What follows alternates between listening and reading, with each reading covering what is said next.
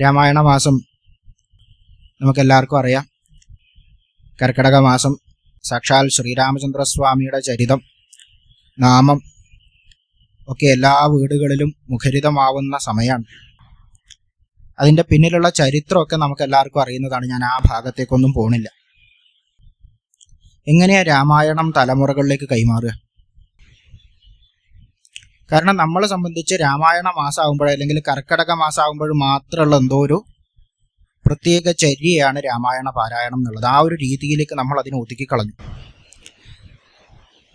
ആ രാമായണം സർവത്ര ജീവിതത്തിലെ സകല അവസ്ഥകളിലും പാരായണം ചെയ്യുന്നതിനുള്ള പ്രചോദനമാണ് യഥാർത്ഥത്തിൽ കർക്കിടകത്തിലെ രാമായണ പാരായണം. നമ്മളതിനെ കാലം പോകെ പോകെ പോകെ ഏതെങ്കിലും ഒരു മാസം മാത്രം ആചരിക്കുന്ന ഒരു രീതിയായിട്ട് രാമായണ പാരായണം ഒതുക്കി. വളരെ വിഷമമുള്ള കാര്യമാണ്. എന്നാലും നമ്മൾ എവിടെ നിൽക്കുന്നു എന്നറിയാണ്ട് നമ്മൾ എങ്ങോട്ട് പോകണം എന്ന് പറയാൻ പറ്റില്ല. അതുകൊണ്ടാണ് നമ്മളിപ്പോൾ നിൽക്കുന്നത് രാമായണത്തെ ഒരു മാസത്തിന്റെ ചട്ടക്കൂടിനുള്ളിലേക്ക് ഒതുക്കിയിരിക്കുന്ന ഒരു അവസ്ഥയിലാണ്. ആ ഒരു മാസം തന്നെയുള്ള വായന നമ്മളൊന്ന് ആലോചിച്ച് നോക്കുക. ബാക്കി 11 മാസവും തിരിഞ്ഞു നോക്കാണ്ടൊരു സാധനം അവിടെ കിടക്കുന്നുണ്ട്. എന്താ അത്? രാമായണം. രാമായണ മാസം അല്ലെങ്കിൽ കർക്കിടകം ആരംഭത്തിൽ 1-ാം തീയതി ആ ഒരു സമയത്ത് മാത്രമാണ് ഇങ്ങനൊരു സാധനം വീട്ടിലുണ്ടെന്ന് നമ്മൾ ഓർക്കുക. എല്ലാ പൊടിയൊക്കെ തൂത്ത് വൃത്തിയാക്കി തുടച്ചു വെക്കും. എന്നിട്ട് എന്താ ചെയ്യുക? നമ്മൾ വായിക്കുമ്പോൾ നമുക്കും അറിയില്ല, അടുത്ത് നിൽക്കണ ആൾക്കും അറിയില്ല നമ്മൾ എന്തൊക്കെയാ വായിക്കണത്, എന്തിനു വേണ്ടിയിട്ടാണ് രാമായണം പാരായണം ചെയ്യുന്നത് നമുക്ക് പലപ്പോഴും അറിയില്ല. യഥാർത്ഥത്തിൽ രാമായണം എങ്ങനെയാണ് തലമുറകളിലേക്ക്, അടുത്ത തലമുറയിലേക്ക് കൈമാറുക? നമ്മുടെയൊക്കെ മനസ്സിലുള്ള ഒരേ ഒരു ആശയം കുട്ടികളെ അടിച്ചു പഠിപ്പിക്കുക എന്നുള്ളതാണ്. എല്ലാവർക്കും ഉള്ളിലുള്ള പരാതി, അവരിയ്ക്കണില്ല, കുട്ടികൾ ഇരിക്കണില്ല, മക്കൾക്ക് ഇതിലൊന്നും താല്പര്യമില്ല, അവർ പാരായണം ചെയ്യുന്നില്ല, ഭഗവാന്റെ കഥ കേൾക്കാൻ അവർക്ക് സമയമില്ല. നമ്മൾ യഥാർത്ഥത്തിൽ കേട്ടിട്ടുണ്ടോ? ആദ്യം നമ്മൾ അതാ ചോദിക്കേണ്ടത്. നമ്മൾ ഓരോരുത്തരും വൃത്തിയായി അടുത്ത തലമുറയിലേക്ക് കൈമാറ്റം ചെയ്യാനുള്ള ഏതെങ്കിലും ഒരു പ്രവൃത്തി ചെയ്തിട്ടുണ്ടോ എന്ന് നമ്മൾ ചോദിക്കുക. അങ്ങനെ ചോദിക്കുമ്പോൾ ഉത്തരം ദൗർഭാഗ്യകരമെന്ന് പറയട്ടെ, ഇല്ല. കാരണം നമ്മൾ അവരോട് പാരായണം ചെയ്യാനോ പഠിക്കാനോ ആജ്ഞാപിച്ചത് കൊണ്ട് എന്തില്ല? യാതൊരു കാര്യം ഉണ്ടാവില്ല. വീട്ടിൽ വിളക്ക് വെക്കണം എങ്ങനെയാണെന്ന് ആലോചിച്ച് നോക്കുക. സന്ധ്യാസമയത്ത് വീട്ടിലെന്താ ഇന്ന് എപ്പോഴും കേൾക്കണ ശബ്ദം? നാമജപാണോ? അല്ല, സീരിയലിന്റെ ശബ്ദം ഉണ്ടാവും. അതിൻ്റെ ഇടയിലായിരിക്കും മുത്തശ്ശി ഉണ്ടാവും, അമ്മയുണ്ടാവും. അവർ കൊച്ചുമക്കളോട് പറയും, പോയി വിളക്ക് വെക്കടാ. ഞങ്ങളുടെയൊക്കെ നാട്ടിൽ പറയാ വിളക്ക് കത്തിക്കാന്ന്. പോയി വിളക്ക് കത്തിക്കടാന്ന് പറയും. ഈ കുട്ടി മനസ്സോടെയാണ് എന്ത് ചെയ്യുക? വിളക്ക് കത്തിക്കാൻ പോവുക. അമ്മയുടെ ശകാരം ഭയന്നിട്ട് അല്ലെങ്കിൽ മുത്തശ്ശിയുടെ ശകാരം ഭയന്നിട്ടാണ് ഈ കുട്ടി എന്ത് ചെയ്യുക? വിളക്ക് കത്തിക്കാൻ പോവുക, വിളക്ക് വയ്ക്കാൻ പോവുക. നാടൻ ഭാഷയിലാട്ടെ ഈ വിളക്ക് കത്തിക്കാന്നൊരു പ്രയോഗം. അപ്പോഴീ കുട്ടി മുത്തശ്ശിയുടെയോ അല്ലെങ്കിൽ അമ്മയുടെയോ ശകാരം ഭയന്നിട്ട് വിളക്ക് വയ്ക്കുന്നതോട് കൂടിയിട്ട് അവന്റെ മനസ്സിൽ എന്താ ഉണ്ടാവുക? വിളക്ക് വയ്ക്കുക എന്നുള്ള ആ ഒരു പ്രക്രിയയിൽ നിന്ന് അവന്റെ മനസ്സും എല്ലാം പിൻവാങ്ങുകയാണ് ചെയ്യുന്നത്. ആദ്യം തന്നെ നമ്മൾ വിളക്ക് വയ്ക്കുന്നതിനുള്ള അവന്റെ താല്പര്യത്തെ തല്ലിക്കെടുത്തി. എന്നിട്ട് അവനോട് പറയും, നാമം ജപിക്കടാ. നമ്മളെവിടെ ആ സമയത്ത് ഉണ്ടാവുക? ടിവിയുടെ മുന്നിലാണ്. ആ സമയത്ത് നമ്മളെവിടെ ഉണ്ടാവുക? ടിവിയുടെ മുന്നിലാണ്. ഇവിടെ ബഹളം ഉണ്ടാവും, കരച്ചിലുണ്ടാവും, പിഴിച്ചിലുണ്ടാവും, ചിലപ്പോഴും ന്യൂസിൽ ചർച്ച നടക്കുന്നുണ്ടാവും, തല്ലുണ്ടാവും, ബഹളം ഉണ്ടാവും. അതിൻ്റെ ഇടയിൽ ഇവിടുന്ന് രാമ രാമ രാമ രാമ രാമ രാമ രാമ രാമ രാമ രാമ. കുട്ടി എന്ത് ചെയ്യും? 10 തവണ രാമനാമം ജപിക്കുന്നതിൻ്റെ ഇടയിൽ 100 തവണ തിരിഞ്ഞു നോക്കും. അമ്മ വരുന്നുണ്ടോ? മുത്തശ്ശി വരുന്നുണ്ടോ? അവന്റെ മനസ്സ് അവിടെ ഉറച്ചിട്ടില്ല. എങ്ങനെയാ നാമജപം കുട്ടിയിലേക്ക് നമ്മൾ കൊണ്ടുവരിക? മുത്തശ്ശിയോ മുത്തശ്ശനോ അമ്മയോ അച്ഛനോ ആരാച്ചാൽ കൂടെ ഇരുന്ന് ജപിക്കുക. ജപിക്കാൻ ഒന്നും പറയണ്ട. നമ്മൾ ആദ്യം നിർത്തേണ്ട പരിപാടി കുട്ടികൾക്ക് ഓർഡർ കൊടുക്കുന്ന പരിപാടി നിർത്തുക. അത് ചെയ്യടാ ഇത് ചെയ്യടാ എന്നുള്ള പറയുന്ന പരിപാടി ആദ്യം നിർത്തുക. മെല്ലെ പിടിച്ചുകൊണ്ട് വരിക. ഒറ്റ കാര്യം ഉറപ്പ് വരുത്തുക, അടുത്തിരിക്കണ്ട് എന്ന് മാത്രം ഉറപ്പ് വരുത്തുക. നമ്മൾ ജപിക്കുക.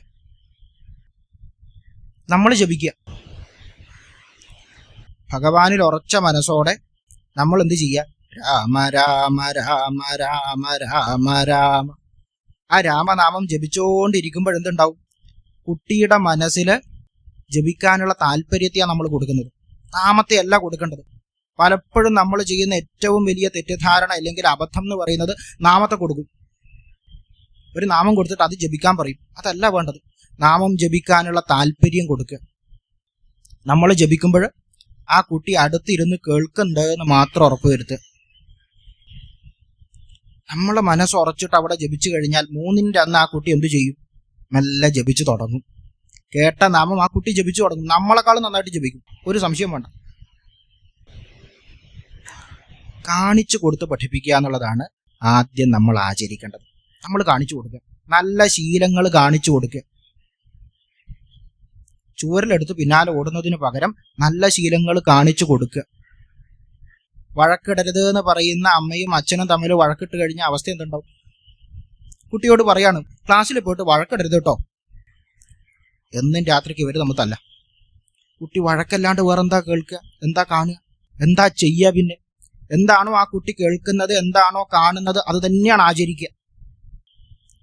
നമ്മൾ സീരിയൽ കണ്ടിട്ട് ന്യൂസ് ചാനലിൽ ചർച്ച കണ്ടിട്ട് ആ സമയത്ത് കുട്ടിയോട് നാമം ജപിക്കാൻ പറയുമ്പോൾ കുട്ടിയുടെ മനസ്സിൽ എന്താ നമ്മൾ കൊടുക്കുന്നത്? എനിക്കൊരു സന്താനം ഉണ്ടായിക്കഴിഞ്ഞാൽ അവൻ്റെ കയ്യിൽ കൊടുത്തിട്ട് എനിക്ക് എന്ത് ചെയ്യാം? സീരിയൽ കാണാം. അതുവരെ ഞാൻ ആചരിച്ചാൽ മതി. ആ ഒരു ചിന്ത നമ്മളായിട്ട് ആ കുട്ടിയുടെ മനസ്സിൽ കൊടുക്കുക. ഇപ്പൊ രാമായണത്തിലേക്ക് വരാം. എന്താ ചെയ്യേണ്ടത്? നല്ല ശുദ്ധ വസ്ത്രം ധരിച്ച് കുളിച്ച് വൃത്തിയായിട്ട് ആദ്യം വീട്ടിലെ മുതിർന്നവര് രാമായണവും എടുത്ത് പൂജാമുറിയിൽ വരിക. കുട്ടിയും കൂട്ടുക, അടുത്തിരുത്തുക.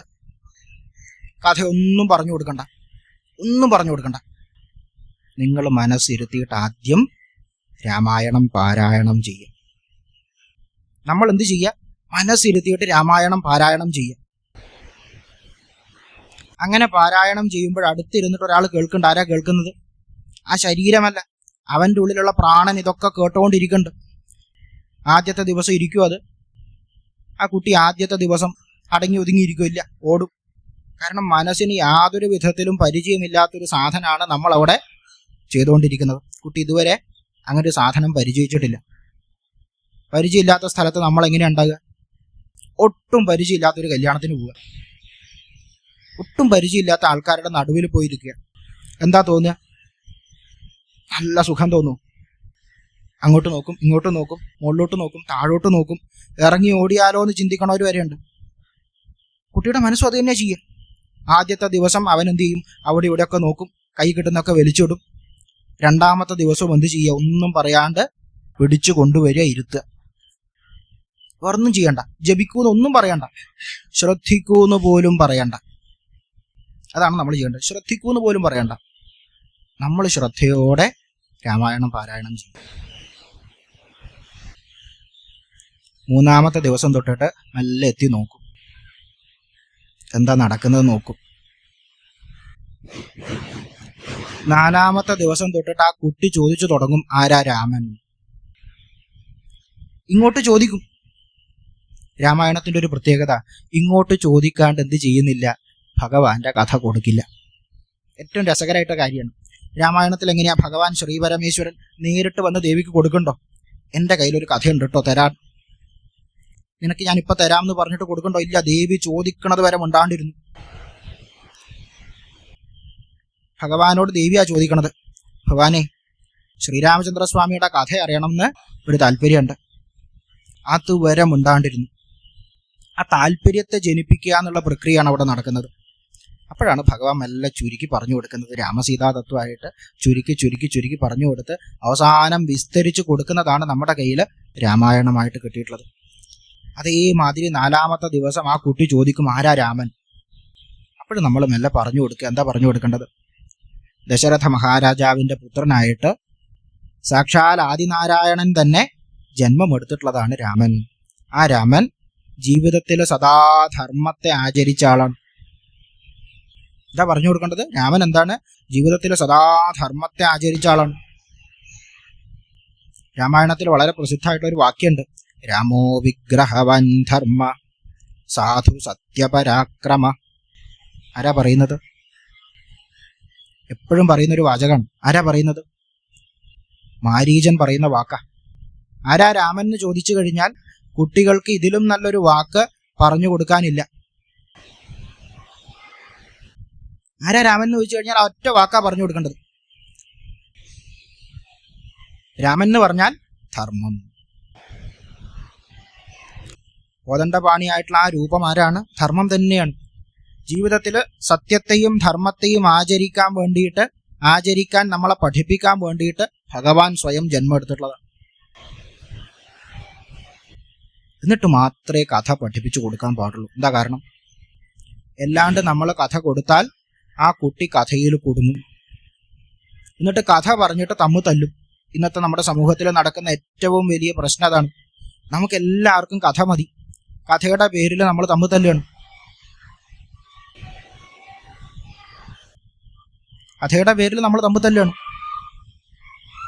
ഇന്ന് നമ്മുടെ ഏറ്റവും വലിയ പ്രശ്നം എന്താ? മനസ്സിൽ സദാ ചോദ്യമാണ്, ആരാ വലുത്? ഭഗവാന്റെ കാര്യത്തിൽ ഏറ്റവും വലിയ ചോദ്യം അതാണ്. ആരാ വലുത്? ദേവിയാണോ വലുത്? നാരായണനാണോ വലുത്? അമ്മയാണോ വലുത്? മഹാദേവനാണോ വലുത്? ശ്രീപരമേശ്വരനാണോ വലുത്? എന്നിട്ട് തമ്മിൽ തല്ലും. എന്താ കാര്യം? നമ്മുടെ ഉള്ളിൽ ചെറുപ്പം തൊട്ടേ കുടുങ്ങിയിട്ടുള്ളത് കഥകൾ മാത്രം. നമ്മുടെ ഉള്ളിൽ ചെറുപ്പം തൊട്ടേ കുടുങ്ങിയിട്ടുള്ളത് എന്താ? ഈ കഥകൾ മാത്രമാണ്. എന്താണോ ഉള്ളിൽ കുടുങ്ങേണ്ടത് അതൊട്ട് കുടുങ്ങിയിട്ടുമില്ല. എന്ത് ഉപാധി കൊണ്ടാണോ ഭഗവാനെ അറിയേണ്ടത് ആ ഉപാധി മാത്രം നമ്മൾ മനസ്സിൽ കൊണ്ട് വെക്കുകയും ചെയ്തു. കഥ എന്തിനു വേണ്ടിയിട്ടാണ്? ഭഗവാനെ അറിയാനുള്ള ഉപാധി മാത്രമാണ്. മരുന്ന് കഴിക്കണ സ്പൂണ് മാതിരിയാണ് കഥ. എന്താ വിഴുങ്ങുക? സ്പൂണാണോ മരുന്നാണോ? ടീസ്പൂണിൽ മരുന്ന് കൊടുത്താൽ എന്താ വിഴുങ്ങും? നമ്മൾ മരുന്ന് വിഴുങ്ങിയിട്ട് സ്പൂണ് തിരിച്ചു വെക്കും. സ്പൂണോടെ വിഴുങ്ങുമോ? വിഴുങ്ങിയതേ ഓർമ്മയുണ്ടാവും. പിന്നെ അടുത്ത മരുന്ന് വിഴുങ്ങാൻ നമ്മൾ ബാക്കിയുണ്ടാവില്ല. ഇത് ഭഗവാന്റെ കാര്യത്തിൽ നമ്മൾ എന്താണ് ഈ കാര്യം മറന്നു പോകുന്നത്? നമ്മൾ സ്പൂണോടെ വിഴുങ്ങാൻ ശ്രമിക്കുക. കുറച്ചുകൂടി മുന്നോട്ട് പോയി കഴിഞ്ഞാൽ മരുന്ന് തുപ്പിക്കളഞ്ഞിട്ട് സ്പൂണ് വിഴുങ്ങാൻ ശ്രമിക്കണവരാണ് കൂടുതലുള്ളത്. എന്താ കാര്യം? മരുന്ന് തുപ്പിക്കളയും.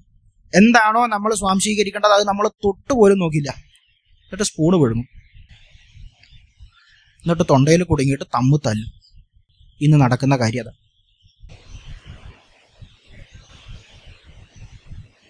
ആരാണ് രാമൻ എന്ന് ചോദിച്ചാൽ നമുക്കൊക്കെ കോദണ്ഡപാണിയായിട്ട് സീതാസമാരോപിതനായിട്ട് ലക്ഷ്മണാഗ്രജനായിട്ടിരിക്കുന്ന ഒരു രൂപമുണ്ട്.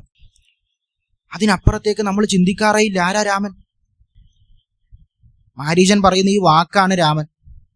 ധർമ്മം രൂപമെടുത്തു കഴിഞ്ഞാൽ അതാണ് രാമൻ. അതുകൊണ്ടാണ് ഭഗവാനെ മര്യാദാ പുരുഷോത്തമൻ എന്ന് വിളിക്കുക. എല്ലാ അവസ്ഥകളിലും ഭഗവാൻ ധർമ്മം വിട്ടിട്ട് യാതൊരു കാര്യവും ആചരിച്ചിട്ടില്ല. എല്ലാം ധർമ്മം മാത്രമാണ്.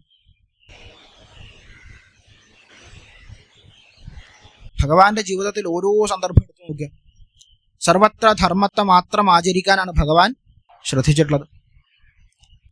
അതുകൊണ്ടാണ് മാരീചൻ രാവണനോട് പറയുന്നത്, ധർമ്മം രൂപം എടുത്തിട്ടുണ്ടെങ്കിൽ അതിന്റെ പേര് രാമൻ എന്നാണ്. ആ ഭഗവാന്റെ ജീവിതം ഒന്ന് ആലോചിച്ച് നോക്ക്. ദുഃഖങ്ങളുടെ ഒരു കടലാണ്. സദാ ദുഃഖങ്ങളാണ് ഭഗവാന്റെ ജീവിതത്തിൽ. പുറത്തുനിന്ന് നോക്കുന്ന നമുക്ക് എന്താ കാണാൻ പറ്റുക? സുഖങ്ങൾ കാണാൻ പറ്റുമോ അവിടെ? ഇല്ല. ചെറുപ്പത്തിൽ 16 വയസ്സ് തികയുന്നതിന് മുന്നേ കാട്ടിൽ പോകുന്നുണ്ട് താടകയെ കൊല്ലാൻ വേണ്ടിയിട്ട്. ആ താടകാവധമൊക്കെ കഴിഞ്ഞ് യാഗരക്ഷയൊക്കെ കഴിഞ്ഞ് പരിഗ്രഹണമൊക്കെ കഴിഞ്ഞ് തിരിച്ചു വീട്ടിലെത്തി കൂടുതൽ സമയം നിൽക്കാൻ പറ്റുന്നുണ്ടോ? ആ സുഖങ്ങളൊക്കെ ആസ്വദിച്ച് യുവരാജാവായിട്ട് അഭിഷേകം നടത്തേണ്ട ആ ദിവസം കാട്ടിലേക്ക് ഇറങ്ങേണ്ടി വന്നു. കാട്ടിലെ സുഖങ്ങൾ മാത്രമാണോ? ആകപ്പാടെയുള്ളൊരു സുഖം പുറത്തുനിന്ന് നോക്കുന്ന നമുക്ക് അനുജൻ അടുത്തുണ്ട്, ദേവി കൂടെയുണ്ട്. എല്ലാ സുഖ സൗകര്യങ്ങളുടെ ഇടയിൽ നിന്ന് നേരെ കാട്ടിലേക്ക് വിടുക. നമ്മളോട് ആരോടെങ്കിലും പറയുകയാണ്, നാളെ തന്നെ കാട്ടിൽ പോകണം കേട്ടോ, വീടൊക്കെ ഉപേക്ഷിച്ച് സൗഭാഗ്യങ്ങളൊക്കെ ഉപേക്ഷിച്ച് അച്ഛനെ അമ്മയൊക്കെ ഉപേക്ഷിച്ച് കാട്ടിൽ പോകണം. പോവുക ആരെങ്കിലും? ഇല്ല. കൈകേയിയുടെ സ്ഥാനത്ത് നമ്മളോടൊരാൾ പറയുകയാണെങ്കിൽ ഭഗവാൻ പ്രതികരിച്ചതുപോലെ നമുക്ക് പ്രതികരിക്കാനേ ആവില്ല. ആദ്യം കൈകേയിയുടെ മുഖത്ത് 5 വിരലിന്റെ പാടുണ്ടാവും, പിന്നെ വർത്താനം. അതാ നമ്മുടെ അവസ്ഥ. അവിടെയും ഭഗവാൻ എന്താണ്? അതിനെയും സന്തോഷത്തോടെ സ്വീകരിച്ചു എന്നുള്ളതാണ്. ആ കാട്ടില് ദേവിയെ രാവണൻ അപഹരിച്ചുകൊണ്ട് പോകുന്നുണ്ട്. ആ ദേവിയെ അന്വേഷിച്ച് ഒരുപാട് ദുഃഖിച്ചു നടന്നു. ഭഗവാന്റെ ദുഃഖം കാണണമെങ്കിൽ വാൽമീകി രാമായണം എടുത്ത് വായിക്കണം. പ്രാകൃതനെ പോലെ കരയുന്ന ശ്രീരാമചന്ദ്രസ്വാമിയെ കാണാം. അധ്യാത്മരാമായണം കിളിപ്പാട്ടിലേക്ക് വരുമ്പോൾ, അല്ലെങ്കിൽ അധ്യാത്മരാമായണത്തിലേക്ക് വരുമ്പോൾ ഭഗവാന്റെ ഈശ്വരീയ ഭാവത്തെ കുറച്ചുകൂടി ഒന്ന് മുന്നിട്ട് നിർത്തുന്ന രീതിയിലാണ് എഴുതിയിട്ടുള്ളത്. വാൽമീകി രാമായണം നോക്കിക്കഴിഞ്ഞാൽ മനുഷ്യനായിട്ട് നിൽക്കുന്ന ഭഗവാനെ കാണാം. സീതാദേവിയുടെ വേർപാടിൽ കരഞ്ഞു തളരണ ഭഗവാനെ കാണാം. കണ്ണീര് കുടിക്കുക എന്നൊരു പ്രയോഗമുണ്ട് മലയാളത്തിൽ. അക്ഷരാർത്ഥത്തിൽ കണ്ണീര് കുടിക്കണ ഭഗവാനെ കാണാം. ഒക്കെ നേടി വന്ന് ആ ദേവിയെയും നഷ്ടപ്പെടുന്നുണ്ട്, പിന്നെയും അനുജനെ നഷ്ടപ്പെടുന്നുണ്ട്. ആലോചിച്ച് നോക്കുക. ആത്യന്തികമായിട്ടുള്ള സുഖം, നമ്മുടെ കാഴ്ചപ്പാടിലുള്ള സുഖം ഭഗവാന്റെ ജീവിതത്തിലുണ്ടോ? നമ്മുടെ കാഴ്ചപ്പാടിൽ എന്താ സുഖം? നല്ല ജോലി, നല്ല വിദ്യാഭ്യാസം, നല്ല സന്താനങ്ങൾ, സന്താനങ്ങളുടെ വിവാഹം, അവരുടെ സന്താനങ്ങളെ കാണുക, പണം, സൗകര്യങ്ങൾ, നല്ല വീട്, കാറ്, ഇതൊക്കെയാണ് നമ്മുടെ സുഖങ്ങൾ. ഈ നൈമിഷികമായിട്ടുള്ള സുഖങ്ങളൊന്നും ഭഗവാൻ എന്ത് ചെയ്തിട്ടില്ല? പൂർണ്ണമായിട്ട് അനുഭവിക്കാനുണ്ടായിട്ടില്ല. ജനിച്ചു വീഴുന്നത് കൊട്ടാരത്തിലാണ്. ചക്രവർത്തിയുടെ മകനായിട്ടാണ് ജനിച്ചു വീഴുന്നത്. ഏറിയ പങ്കും കഴിച്ചു കൂട്ടുന്ന എവിടെയാ? കാട്ടില. ചക്രവർത്തിയുടെ മകനായിട്ട് ജനിച്ചിട്ട് പോലും ഏറിയ പങ്കും കഴിച്ചു കൂട്ടേണ്ടി വരുന്നത് കാട്ടിലാണ് ഭഗവാൻ. അനുജനെ നഷ്ടപ്പെടുന്നുണ്ട്, ദേവിയെ നഷ്ടപ്പെടുന്നുണ്ട്. ഭഗവാന്റെ ജീവിതം എടുത്തു നോക്കിക്കഴിഞ്ഞാൽ ദുരന്തങ്ങളുടെ ഒരു ഘോഷയാത്ര തന്നെ കാണാം. പക്ഷേ അവിടെ ഒന്നും ഭഗവാൻ എന്ത് ചെയ്യുന്നില്ല? ധർമ്മത്തെ പരിത്യജിക്കുന്നില്ല. അതാണ് ഏറ്റവും ആദ്യം നമ്മൾ പഠിക്കേണ്ടത്. ഭഗവാൻ എന്ത് ചെയ്യുന്നില്ല? ധർമ്മത്തെ അവിടെ ഒന്നും പരിത്യജിക്കുന്നില്ല. സദാ ധർമ്മത്തെ മാത്രം ചേർത്ത് പിടിച്ചിട്ടാണ് മുന്നോട്ട് പോകുന്നത്. അതാണ് ഭഗവാന്റെ ജീവിതം നമുക്ക് തരുന്ന സന്ദേശം. ശ്രീരാമചന്ദ്രസ്വാമിയുടെ ജീവിതം നമുക്ക് തരുന്ന സന്ദേശം എന്താണെന്ന് ഒറ്റ വാക്കിൽ ചോദിച്ചു കഴിഞ്ഞാൽ അതിൻ്റെ ഉത്തരം ധർമ്മത്തെ മുറുകെ പിടിക്കുക. ധർമ്മത്തെ മുറുകെ പിടിക്കുക. ഏതവസ്ഥയിലും സദാ ധർമ്മത്തെ മാത്രം ആചരിച്ചു പോവുക. ആ പാഠം എവിടുന്നാ കിട്ടുന്നത്? ബാല്യകാലത്ത്. പാഠം കിട്ടുന്നത് എവിടെയാ? ബാല്യകാലത്താണ്. ഒരാൾ വരുന്നുണ്ട്. ആരാത്? വിശ്വാമിത്രൻ. ഇതൊക്കെ പഠിപ്പിച്ചു കൊടുക്കാൻ വേണ്ടിയിട്ട് വരുന്ന ആള്.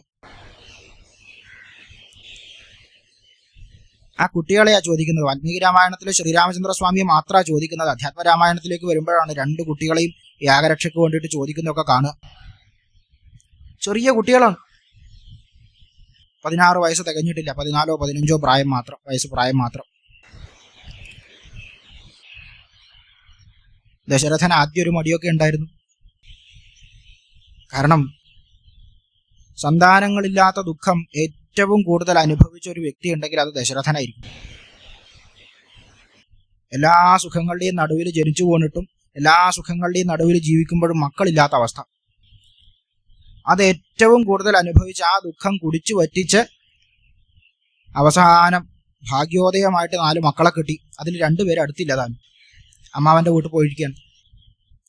ആ അവസാനം ശേഷിക്കുന്ന 2 പേര്, അതിൽ തന്നെ ഏറ്റവും പ്രിയങ്കരനായിട്ടുള്ള രാമൻ, ആ കുട്ടിയെയാണ് കാട്ടിലേക്ക് ചോദിക്കുന്നത്. വിശ്വാമിത്രൻ വന്നിട്ട് ചോദിക്കുക, കാട്ടിൽ പോകണം കേട്ടോ കുട്ടിയെ. എന്തിനാണ്? രാക്ഷസന്മാരോട് യുദ്ധം ചെയ്തിട്ട് യാഗത്തെ രക്ഷിക്കാനാണ്. ആലോചിച്ച് നോക്കുക.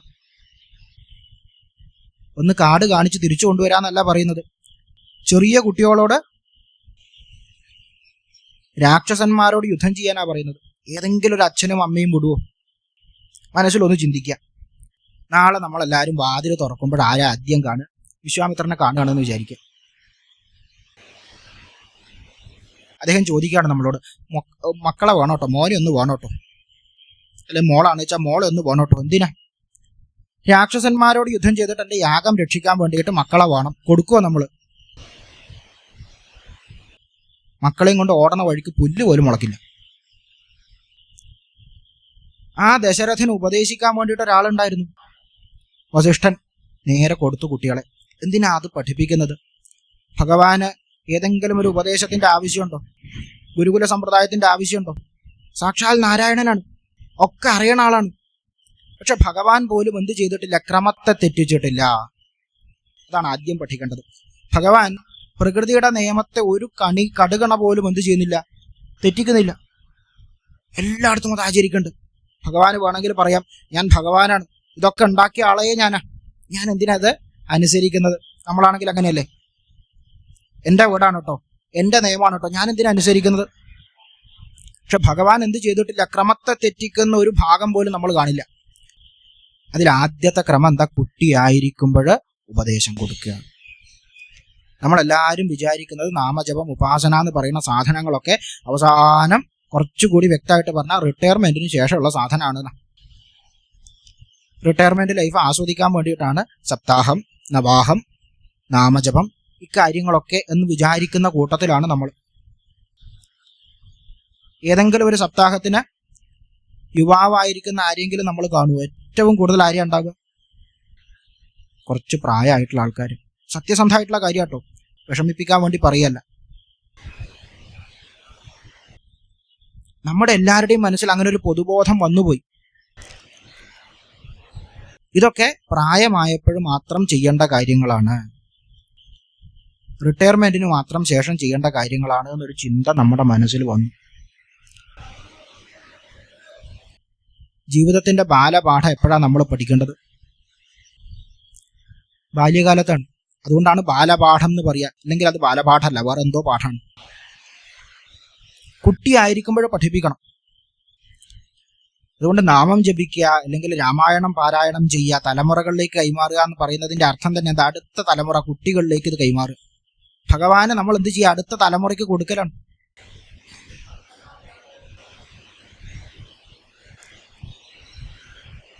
അവർക്കുള്ളില് നാമം ജപിക്കാനുള്ള അല്ലെങ്കിൽ രാമായണം പാരായണം ചെയ്യാനുള്ള താല്പര്യം ഉണ്ടാക്കിയെടുക്കുക.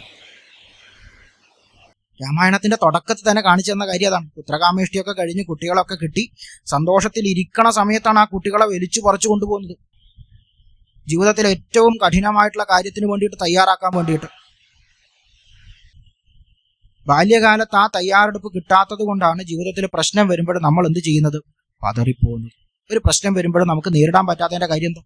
ബാല്യകാലത്ത് അതിനുള്ള തയ്യാറെടുപ്പുകളൊന്നും നമുക്ക് കിട്ടിയിട്ടില്ല. ബലയും അതിബലയും നമ്മുടെ കയ്യിലില്ല. രാമായണത്തിൽ 2 മന്ത്രമാണ്. നമ്മളെ തപ്പിക്കൊണ്ട് കിടക്കും. ഇതിനു വേണ്ടിയിട്ട് ആ വിശപ്പും ദാഹം ഉണ്ടാവില്ല. കിട്ടിയ സൗകര്യമായി. ഗ്യാസിന്റെ ചെലവ് കുറച്ച് കുറക്കാം. എന്തിനു വേണ്ടിയിട്ടാണ് ഈ ബലയും അതിബലയും? ശരീരത്തെയും മനസ്സിനെയും ശക്തിപ്പെടുത്താൻ വേണ്ടിയിട്ടാണ്. ശരീരത്തെ ശക്തിപ്പെടുത്തുക, അതേപോലെ മനസ്സിനെ ശക്തിപ്പെടുത്തുക. ഇത് രണ്ടും ശക്തമായാലും മാത്രമേ എന്ത് ചെയ്യൂ? പ്രാണൻ ഭഗവാനിൽ ഉറക്കൂ. വേറെ എന്ത് സർക്കസ് കാണിച്ചിട്ടും കാര്യമില്ല. വലിയ വലിയ സാധനങ്ങളുടെ പിന്നാലെ, വലിയ വലിയ മന്ത്രങ്ങളുടെ പിന്നാലെ നമ്മൾ ഇരിപ്പുറക്കുന്നതിന് മുന്നേ ഓടിയിട്ട് യാതൊരു കാര്യമില്ല. ഇന്ന് വളരെ ഫാൻസി ആയിട്ടുള്ള മന്ത്രങ്ങളുടെ പിന്നാലെയാണ് നമ്മൾ. ലക്ഷങ്ങൾ കൊടുത്താൽ കിട്ടണ മന്ത്രങ്ങൾ, കോടികൾ കൊടുത്താൽ കിട്ടണ മന്ത്രങ്ങൾ. പക്ഷെ ശരീരവും മനസ്സും ശക്താണോ നമ്മൾ ചിന്തിക്കുന്നില്ല. രാമായണ മാസത്തില് നമ്മൾ ആദ്യം പഠിക്കേണ്ട കാര്യത ശരീരത്തെയും മനസ്സിനെയും ശക്തമാക്കിയിട്ട് ജീവിതത്തില് വലിയ വലിയ കാര്യങ്ങൾക്ക് മുന്നേറുക. ഇത് രണ്ടും ശക്താവണം. മനസ്സുറക്കാണ്ട് നമ്മൾ എന്ത് ചെയ്തിട്ടും കാര്യമില്ല. മനസ്സവിടെ നിൽക്കില്ല. ഏത് കാര്യമാണോ നമ്മൾ ചെയ്യാൻ ശ്രമിക്കുന്നത് അവിടെ മനസ്സ് നിൽക്കില്ല. മനസ്സ് നിൽക്കാണ്ട് പിന്നെ നമ്മുടെ കാര്യം എങ്ങനെ പൂർത്തിയാവുക? കർമ്മം എങ്ങനെ പൂർത്തിയാവുക? ഇപ്പൊ ഇവിടെ ഇരിക്കുമ്പോൾ തന്നെ നമ്മുടെ മനസ്സിൽ എന്തൊക്കെ ചിന്തകൾ പോകുന്നുണ്ടാവും? എന്തൊക്കെ ഉണ്ടാവുക ചിന്ത? ഇതൊരു 8:30 ആകുമ്പോൾ തീർന്നിട്ട് വേണം ഊണ് കഴിക്കണം. വീട്ടിൽ പോയിട്ട് സീരിയലിന്റെ ബാക്കി ഉണ്ടാവും, അത് കാണണം. നാളെ ചെയ്തു തീർക്കേണ്ട കാര്യങ്ങളുണ്ട്. നാളെ ഓഫീസിൽ പോകണം, അവിടെ വഴക്ക് കൂടണം. അങ്ങനെ 100,000 ചിന്തകളാണ് നമ്മുടെ മനസ്സിൽ. ഈ ഒരു നിമിഷം, ഈ ഒരു ഒറ്റ നിമിഷം നമ്മുടെ മനസ്സ് ഓടിക്കൊണ്ടിരിക്കുകയാണ്. എവിടം വരെ ഓടും?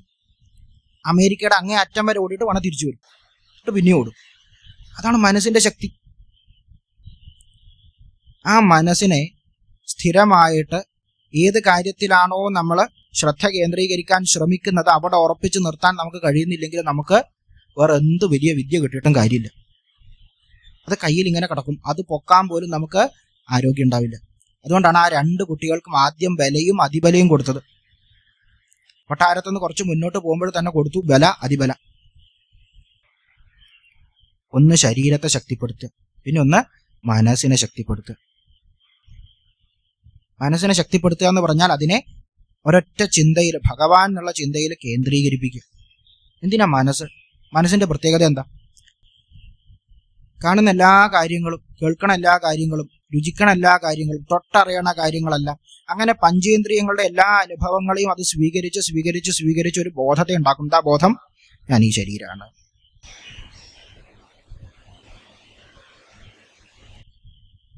മനസ്സ് 100,000 ചിന്തകളിലേക്ക് ഓടുന്നതിനനുസരിച്ച് ഈ ബോധം ശക്തിപ്പെടും. ഞാൻ ഈ ശരീരമാണ്. അത് പൊട്ടിക്കാൻ വേണ്ടിയിട്ടാണ് മനസ്സിനെ എന്ത് ചെയ്യുക? ഭഗവാനിൽ ഉറപ്പിച്ചു നിർത്തുക എന്ന് പറയുന്നത്. അതിനാണ് ആചാര്യന്മാര് തുടക്കം തൊട്ടിട്ടേ ഒരു കാര്യം നമ്മളെ പഠിപ്പിച്ചത്, നാമജപം.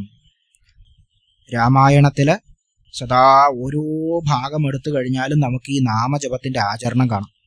അധ്യാത്മരാമായണം കിളിപ്പാട്ടില് രാമനാമത്തോടെ അല്ലാതെ ഒരു ഭാഗത്ത് നമുക്ക് കാണാൻ പറ്റില്ല. ഓരോ കാണ്ഡം തുടങ്ങുമ്പോഴും രാമനാമം പല ഒരു ആവർത്തിച്ച് നമ്മളെ കൊണ്ട് ജപിപ്പിക്കുന്നുണ്ട്. ഇവിടെ രാമായണം ഒരു ഓർമ്മപ്പെടുത്തലാണ്. വലിയ വലിയ സാധനങ്ങളുടെ പിന്നാലെ പോകുമ്പോൾ നമ്മൾ മറന്നു പോവാൻ പാടില്ലാത്തൊരു കാര്യം എന്താ? അത് നാമജപം. രാമായണം എന്താണ് അടുത്ത തലമുറയിലേക്ക് കൈമാറുന്നതെന്ന് ചോദിച്ചാൽ ആദ്യത്തെ ഉത്തരം നാമജപ സംസ്കാരമാണ്. ഏറ്റവും ആദ്യത്തെ ഉത്തരം നാമജപ സംസ്കാരത്തെ കൈമാറുക എന്നുള്ളതാണ്.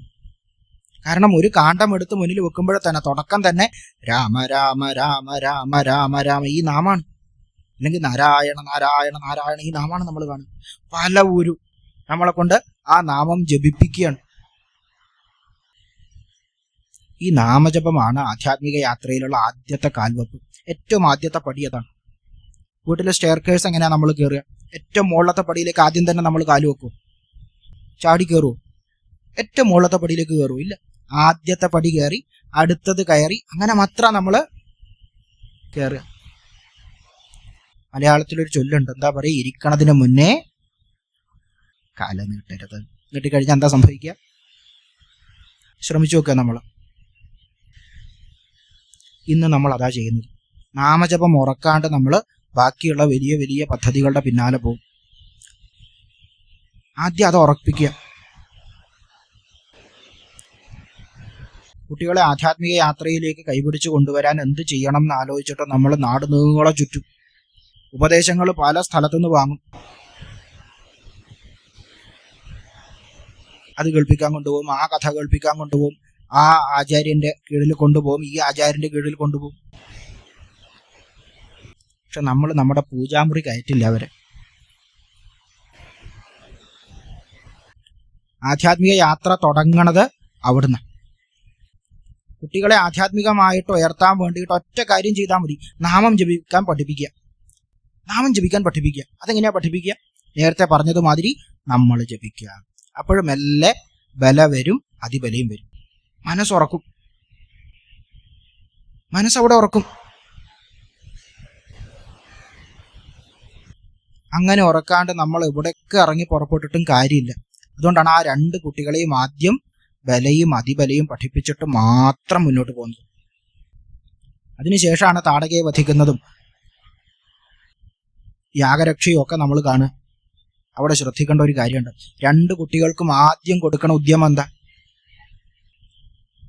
മാരീചനെ കൊല്ലുന്ന അല്ല, സുബാഹുവിനെ കൊല്ലുന്നതോ അല്ലെങ്കിൽ താടകയെ കൊല്ലുന്നതോ ഒന്നുമല്ല അവർക്ക് ആദ്യം കൊടുക്കുന്ന ഉദ്യമം. പിതൃകർമ്മത്തെ രക്ഷിക്കുക, പിതൃയാഗത്തെ രക്ഷിക്കുക, പിതൃക്കൾക്കുള്ള യാഗത്തെ രക്ഷിക്കുക.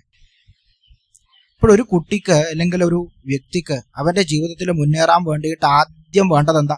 പിതൃക്കളുടെ അനുഗ്രഹം ഉണ്ടാവുക. എത്ര പേര് കൃത്യമായിട്ട് ബലിയിടണവരുണ്ട്, പിതൃക്കളെ സ്മരിക്കണവരുണ്ട്. ശ്രീരാമചന്ദ്രസ്വാമിക്ക് ആദ്യം കൊടുത്തിട്ടുള്ള ഉദ്യമം എന്ന് പറയുന്നത് പിതൃക്കൾക്ക് വേണ്ടിയിട്ട് വർഷാവർഷം നടത്തുന്ന യാഗത്തെ സംരക്ഷിക്കുക എന്നുള്ളതാണ്. വേറൊന്നുമല്ല കൊടുക്കുന്നത്. ആദ്യം കൊടുക്കുന്ന പരിപാടി അതാ. പിതൃക്കളെ ഓർമ്മിക്കാൻ വേണ്ടിയിട്ട് അവർക്ക് വേണ്ടുന്ന കാര്യങ്ങൾ ചെയ്യാൻ വേണ്ടി ഒരു ദിവസമെങ്കിലും നമുക്ക് മാറ്റിവെക്കാൻ പറ്റണം. ആദ്യം നമ്മൾ അത് ചെയ്യണം. ആ കുട്ടികളെ പഠിപ്പിക്കുന്ന കാര്യം അതാ. ആലോചിച്ച് നോക്കുക. രാമായണത്തിൽ വളരെ ലളിതമായിട്ട് ഓരോ കഥയിലൂടെ നമുക്കിതൊക്കെ കഥയാട്ടോ. രാവണൻ 10 തല 20 കൈയുള്ള ഒരു സാധനം, ഹനുമാൻ കടലിന് കുറുകെ പറക്കുന്ന ഒരു കുരങ്ങൻ. ഇതൊക്കെയാണ് നമ്മളെ സംബന്ധിച്ച്. ഇതൊന്നും കഥയല്ല എന്നുള്ള ബോധ്യം ആദ്യം ഉണ്ടാക്കിയെടുക്കണം. അമർചിത്രകഥ മാതിരി ഒരു കഥയല്ല രാമായണം. ഇതൊക്കെ മനസ്സിൽ നടക്കുന്ന കാര്യങ്ങളാ. ആ കുട്ടികളെ കൊണ്ട് ആദ്യം ചെയ്യിപ്പിക്കുന്നത് പിതൃക്കളെ ബഹുമാനിക്കാനും അവരെ നമസ്കരിക്കാനും പഠിപ്പിക്കലാണ്. സ്വന്തം പിതൃക്കൾക്ക് വേണ്ടുന്ന കർമ്മങ്ങൾ ചെയ്യാണ്ട് നമ്മൾ വേറെ എന്ത് കർമ്മങ്ങൾ ചെയ്തിട്ടും കാര്യമില്ല. എത്ര വലിയ ക്ഷേത്രങ്ങളിൽ പോയിട്ട് ദർശനം നടത്തിയിട്ടും കാര്യമില്ല. ആദ്യം എന്ത് ചെയ്യണം? പിതൃക്കളെ സന്തോഷിപ്പിക്കുക.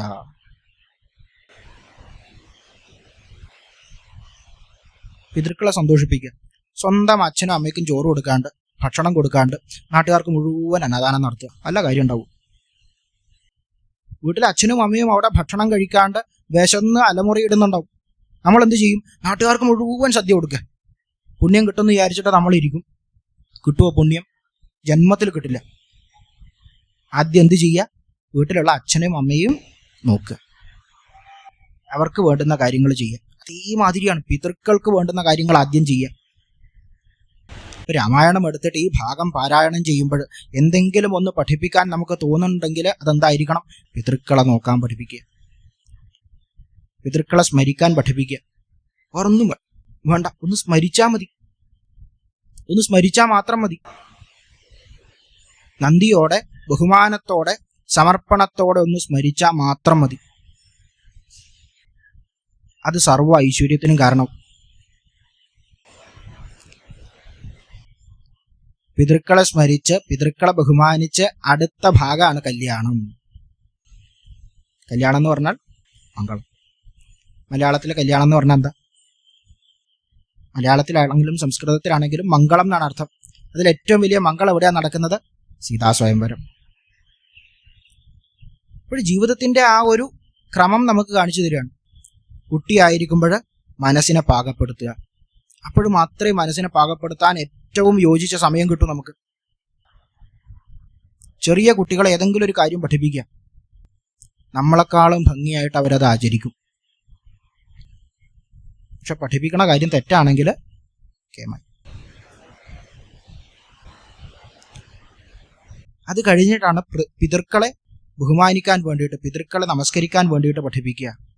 ജീവിതത്തിൽ സുഖങ്ങൾ താനെ വരും. നല്ല പാതകൾ നമുക്ക് മുന്നേ തുറന്നു വരും. അതാണ് സീതാസ്വയംവരത്തിൽ നമ്മൾ കാണുക. മംഗളാണ്, മഹാമംഗളം കാണുകയാണ്, പരമാനന്ദത്തെ കാണുകയാണ്.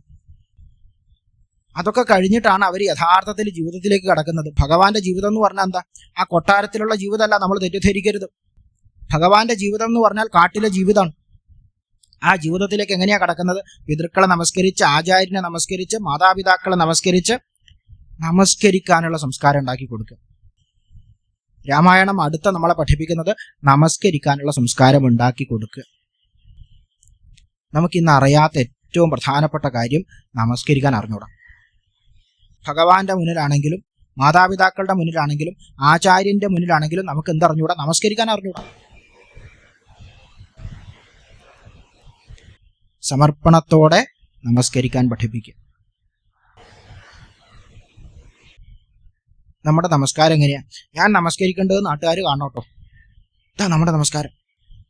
മറ്റുള്ളവരെ കാണിക്കാനല്ല, പരിപൂർണ സമർപ്പണത്തോടെ നമസ്കരിക്കാൻ പഠിപ്പിക്കുക. ഭഗവാൻ എവിടെയും എന്ത് ചെയ്തിട്ടില്ല? തൻ്റെ മുതിർന്നവരെ, തന്നെക്കാളും പ്രായമുള്ളവരെ, തൻ്റെ ആചാര്യന്മാരെ, മാതാപിതാക്കളെ നമസ്കരിക്കാണ്ടിരുന്നിട്ടില്ല. ക്രുദ്ധനായിട്ട് ഭാർഗവരാമൻ എതിരെ നിൽക്കണ സമയത്ത് പോലും നമസ്കരിച്ച് ബഹുമാനത്തോടെയാണ് സംസാരിക്കുന്നത്. തൻ്റെ എതിരെ നിൽക്കുക. ആലോചിച്ച് നോക്കുക, മനോഹരമായിട്ടുള്ള സംസ്കാരം. തൻ്റെ എതിരെ നിൽക്കുകയാണ്. നീ അത്രക്ക് വലിയ വില്ലാളിയാണെങ്കിൽ എൻ്റെ കയ്യിലൊരു ചാപുണ്ട്, കൊലച്ചു കാണിച്ചു തരൂ എന്ന് പറഞ്ഞിട്ട് ഒരാൾ മുന്നേ നിൽക്കുകയാണ്. ആരടാ ഇവൻ എന്ന് നമ്മൾ തിരിച്ചു വയ്ക്കും. നമ്മൾ അങ്ങനത്തെ ആൾക്കാർ. അവിടെ ഭഗവാൻ എന്താ ചെയ്യുന്നത്? നമസ്കരിച്ചു, ബഹുമാനത്തോടെ പെരുമാറി. അങ്ങനെ നമസ്കരിക്കാനുള്ള പാഠം ഉണ്ടാക്കി കൊടുക്കുക. ആദ്യം മാതാപിതാക്കളെ നമസ്കരിക്കാൻ പഠിപ്പിക്കുക. അതിനെന്ത് വേണം? മാതാപിതാക്കളെ, അവരുടെ മാതാപിതാക്കളെ ആദ്യം നമസ്കരിക്കുക. വേറൊന്നും വേണ്ട. എല്ലാ ദിവസവും രാവിലെ അല്ലെങ്കിൽ വൈകുന്നേരം 6 മണിക്ക് മോനെ അല്ലെ മോളെ അച്ഛനെ നമസ്കരിക്കൂ, അമ്മയെ നമസ്കരിക്കൂ എന്ന് പറഞ്ഞ് പഠിപ്പിക്കുകയല്ല വേണ്ടത്. ട്യൂഷൻ ക്ലാസ് എടുത്തു കൊടുക്കുകയല്ല വേണ്ടത്. അവരെന്ത് ചെയ്യുക? അവരുടെ അച്ഛനെയും അമ്മയും നമസ്കരിക്കുക, ചെയ്ത് കാണിച്ചു കൊടുക്കുക. പിന്നെ ആലോചിച്ച് നോക്കുക, നമ്മൾ ഇത്തരം കാര്യങ്ങൾ ചർച്ച ചെയ്യുന്നത് എവിടെയാണ്? സ്വന്തം അച്ഛനെയും അമ്മയും വൃദ്ധസദനത്തിലാക്കിയിട്ടായിരിക്കും ഈ കാര്യങ്ങൾ സ്വന്തം മക്കൾക്ക് പറഞ്ഞു കൊടുക്കണ്ടാവുക. കുട്ടി എന്താ കാണുന്നത്? അച്ഛനെയും അമ്മയും വൃദ്ധസദനത്തിൽ കൊണ്ടാക്കിയിട്ടുള്ള തൻ്റെ മാതാപിതാക്കളെയാണ്. മുത്തശ്ശനെയും മുത്തശ്ശിയും വൃദ്ധസദനത്തിൽ കൊണ്ടാക്കിയിട്ട് ആണ്ടിനും സംക്രാന്തിക്കും അവരെ കാണാൻ പോകുന്ന മാതാപിതാക്കളെ കണ്ട് വളരുന്ന കുട്ടിയാത്. നിങ്ങൾ ഏത് ആചാര്യൻ്റെ അടുത്ത് കൊണ്ടുപോയിട്ട് അത്ര നല്ല കാര്യം പഠിപ്പിച്ചു കൊടുത്താലും ജന്മത്തിൽ നമസ്കരിക്കാൻ പോണില്ല. തോന്നുന്നുണ്ടോ നമുക്ക്?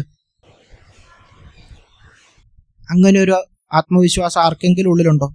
ഞാൻ എൻ്റെ മാതാപിതാക്കളെ വൃദ്ധസദനത്തിലാക്കിയിട്ട് എൻ്റെ സന്താനങ്ങൾക്ക് എന്നെ നമസ്കരിക്കാൻ പഠിപ്പിച്ചു കൊടുത്താൽ അവരെന്നെ നമസ്കരിക്കുന്ന ഒരു ആത്മവിശ്വാസം നമുക്ക് ആർക്കെങ്കിലും ഉണ്ടോ? ഉണ്ടെങ്കിൽ നമ്മളെല്ലാവരും വിഡ്ഢികളുടെ സ്വർഗത്തിലാണ്, സംശയമില്ല. ആചരിച്ച് പഠിപ്പിക്കുക. ഭഗവാൻ അതാ കാണിച്ചു തരുന്നത്. ഭഗവാന് വേണമെങ്കിൽ സിംഹാസനത്തിൽ ഇരുന്നിട്ട് ഇതൊക്കെ പറയാം, ഉപദേശങ്ങൾ പറഞ്ഞുകൊണ്ടിരിക്കാം. ചെയ്തോ? ഇല്ല. കാട്ടിലേക്ക് ഇറങ്ങി, ജീവിതത്തിലേക്ക് ഇറങ്ങി പഠിപ്പിച്ചു തന്ന ആളാണ്. അതുകൊണ്ടാണ് അവതാരം എന്നുള്ള വാക്ക്. രക്ഷിക്കാൻ വേണ്ടിയിട്ട് ഇറങ്ങി വരികയാണ്. ഭഗവാന് ഒരുപാട് ഉപദേശങ്ങൾ തന്നിട്ട് വേണമെങ്കിൽ നമ്മളെ മുന്നോട്ട് നയിക്കായിരുന്നു. അതൊന്നും ചെയ്തിട്ടില്ല. ആചരിച്ച് പഠിപ്പിക്കുക ചെയ്തത്. ഭാരതീയ സംസ്കാരത്തിന്റെ രസം അല്ലെങ്കിൽ അതിൻ്റെ ഒരു സൗന്ദര്യം എന്ന് പറയുന്നത് ആചരിച്ച് പഠിപ്പിക്കുക. നമ്മൾ ആചരിക്കാത്ത ഒരു കാര്യവും പഠിപ്പിക്കാൻ നിൽക്കാണ്ടിരിക്കുക.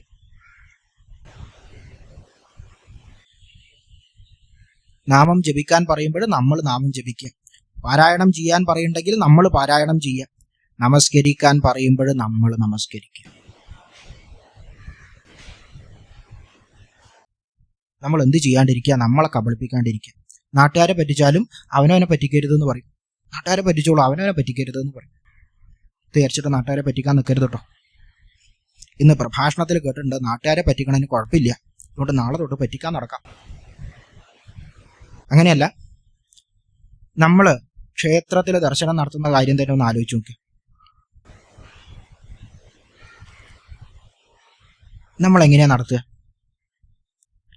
ആവശ്യം പറയാനും ദുഃഖം പറയാനും വേണ്ടി മാത്രം വരുന്ന ആൾക്കാരായിട്ട് നമ്മൾ മാറി. ഭഗവാനെ സ്നേഹിക്കുന്നുണ്ടോ എന്നൊരു ചോദ്യം നമ്മളോട് തന്നെ ചോദിച്ചു കഴിഞ്ഞാൽ നമ്മൾ പറയും സ്നേഹിക്കണ്ട്. ആരെങ്കിലും ഇല്ല എന്ന് പറയൂ? സ്നേഹിക്കണ്ട്. ഏറ്റവും വലിയ ആത്മവഞ്ചന അതാണെന്ന് ഞാൻ പറയും. ഏറ്റവും വലിയ ആത്മവഞ്ചന എന്താണ്? അതാണ്. ഭഗവാനെ സ്നേഹിക്കുന്നുണ്ടെന്ന് നമ്മൾ പറഞ്ഞാൽ അതാണ് ഏറ്റവും വലിയ ആത്മവഞ്ചന. കാരണം എന്താ? ആവശ്യം പറയാനും ദുഃഖം പറയാനും അല്ലാണ്ട് ആ പടി നമ്മൾ കയറാറില്ല. ATM-ലേക്ക് പോണ മാതിരിയാ. ATM-ലേക്ക് എന്തിനാ പോവുക? ഇന്നലെ വരെ കണ്ടിട്ടില്ല, ഒന്ന് കണ്ടിട്ട് വരാട്ടോ എന്ന് വിചാരിച്ച ആരെങ്കിലും പോവും? കുറേ ദിവസമായി കണ്ടിട്ടോ, ഒന്ന് കണ്ടിട്ട് വരാം. ആരെങ്കിലും ATM-ലേക്ക് അങ്ങനെ പോവില്ല. പൈസ എടുക്കാൻ വേണ്ടി മാത്രമേ പോകൂ. കയ്യിൽ പൈസ വേണം, എന്നാലേ പോവും. അത് വേറെ കാര്യം. ATM കാർഡ് അവിടെ ഇട്ട് പിന്നടിച്ച് പൈസ വരുന്നത് വരെ നമ്മുടെ മനസ്സിലൊരു പടപ്പുണ്ട്. അക്കൗണ്ടിൽ എത്ര രൂപയുണ്ടെന്ന് അറിയാം, എത്ര രൂപയാണ് എടുക്കാൻ പോണേന്നറിയാം, എന്നാലും മനസ്സിലൊരു പടപ്പുണ്ടാവും. ആ പൈസ കയ്യിൽ വന്നു കഴിഞ്ഞാൽ പിന്നെ നമ്മളവിടെ നിൽക്കുമോ? ചിലപ്പോൾ കാർഡ് പോലും എടുക്കാൻ മറന്നു പോകും. ഒറ്റ ഓട്ടാണ്. ഭഗവാന്റെ അടുത്ത് നമ്മൾ ഈ പരിപാടിയല്ലേ ചെയ്യുന്നത്? ഒന്ന് ആലോചിച്ചാൽ മതി. ആവശ്യം പറയാൻ വരും, ദുഃഖം പറയാൻ വരും. ആവശ്യം പറഞ്ഞ് ദുഃഖം പറഞ്ഞ പിന്നെ ഒരു ഓട്ടാണ്. അവിടെ നമ്മൾ അരക്ഷണം പോലും നിൽക്കില്ല. ഭഗവാനൊന്നും നമ്മൾ കാണുക പോലുമില്ല. കൺകുളിർക്ക നമ്മൾ ആ രൂപം കാണണ്ടോ? അതുപോലും നമ്മൾ ചെയ്യുന്നുണ്ടോ? പലപ്പോഴും പറയും കണ്ണടച്ച് ആ ഭഗവാനെ ആത്മസാക്ഷാത്കാരം നടത്തുക, ഒക്കെ നല്ല കാര്യം തന്നെ. ആദ്യം കണ്ണിൽ ഉറപ്പിക്കണ്ടേ? ആദ്യം നമ്മൾ ആ നയനങ്ങൾക്ക് ഭഗവാനെ കൊടുക്കണ്ടേ? അത് കഴിഞ്ഞിട്ടല്ലേ കണ്ണടച്ച് ഉറപ്പിക്കുക എന്നുള്ള കാര്യം. കൺകുളിർക്ക ആദ്യം കാണുക. ആ ഭഗവാന്റെ സ്വരൂപത്തെ മനസ്സിലും കണ്ണിലും പൂർണ്ണമായിട്ട് ഉറപ്പിക്കുക. നമ്മളത് ചെയ്യുന്നുണ്ടോ? ക്ഷേത്രത്തിൽ വരും, അപ്പ കണ്ണടക്കും.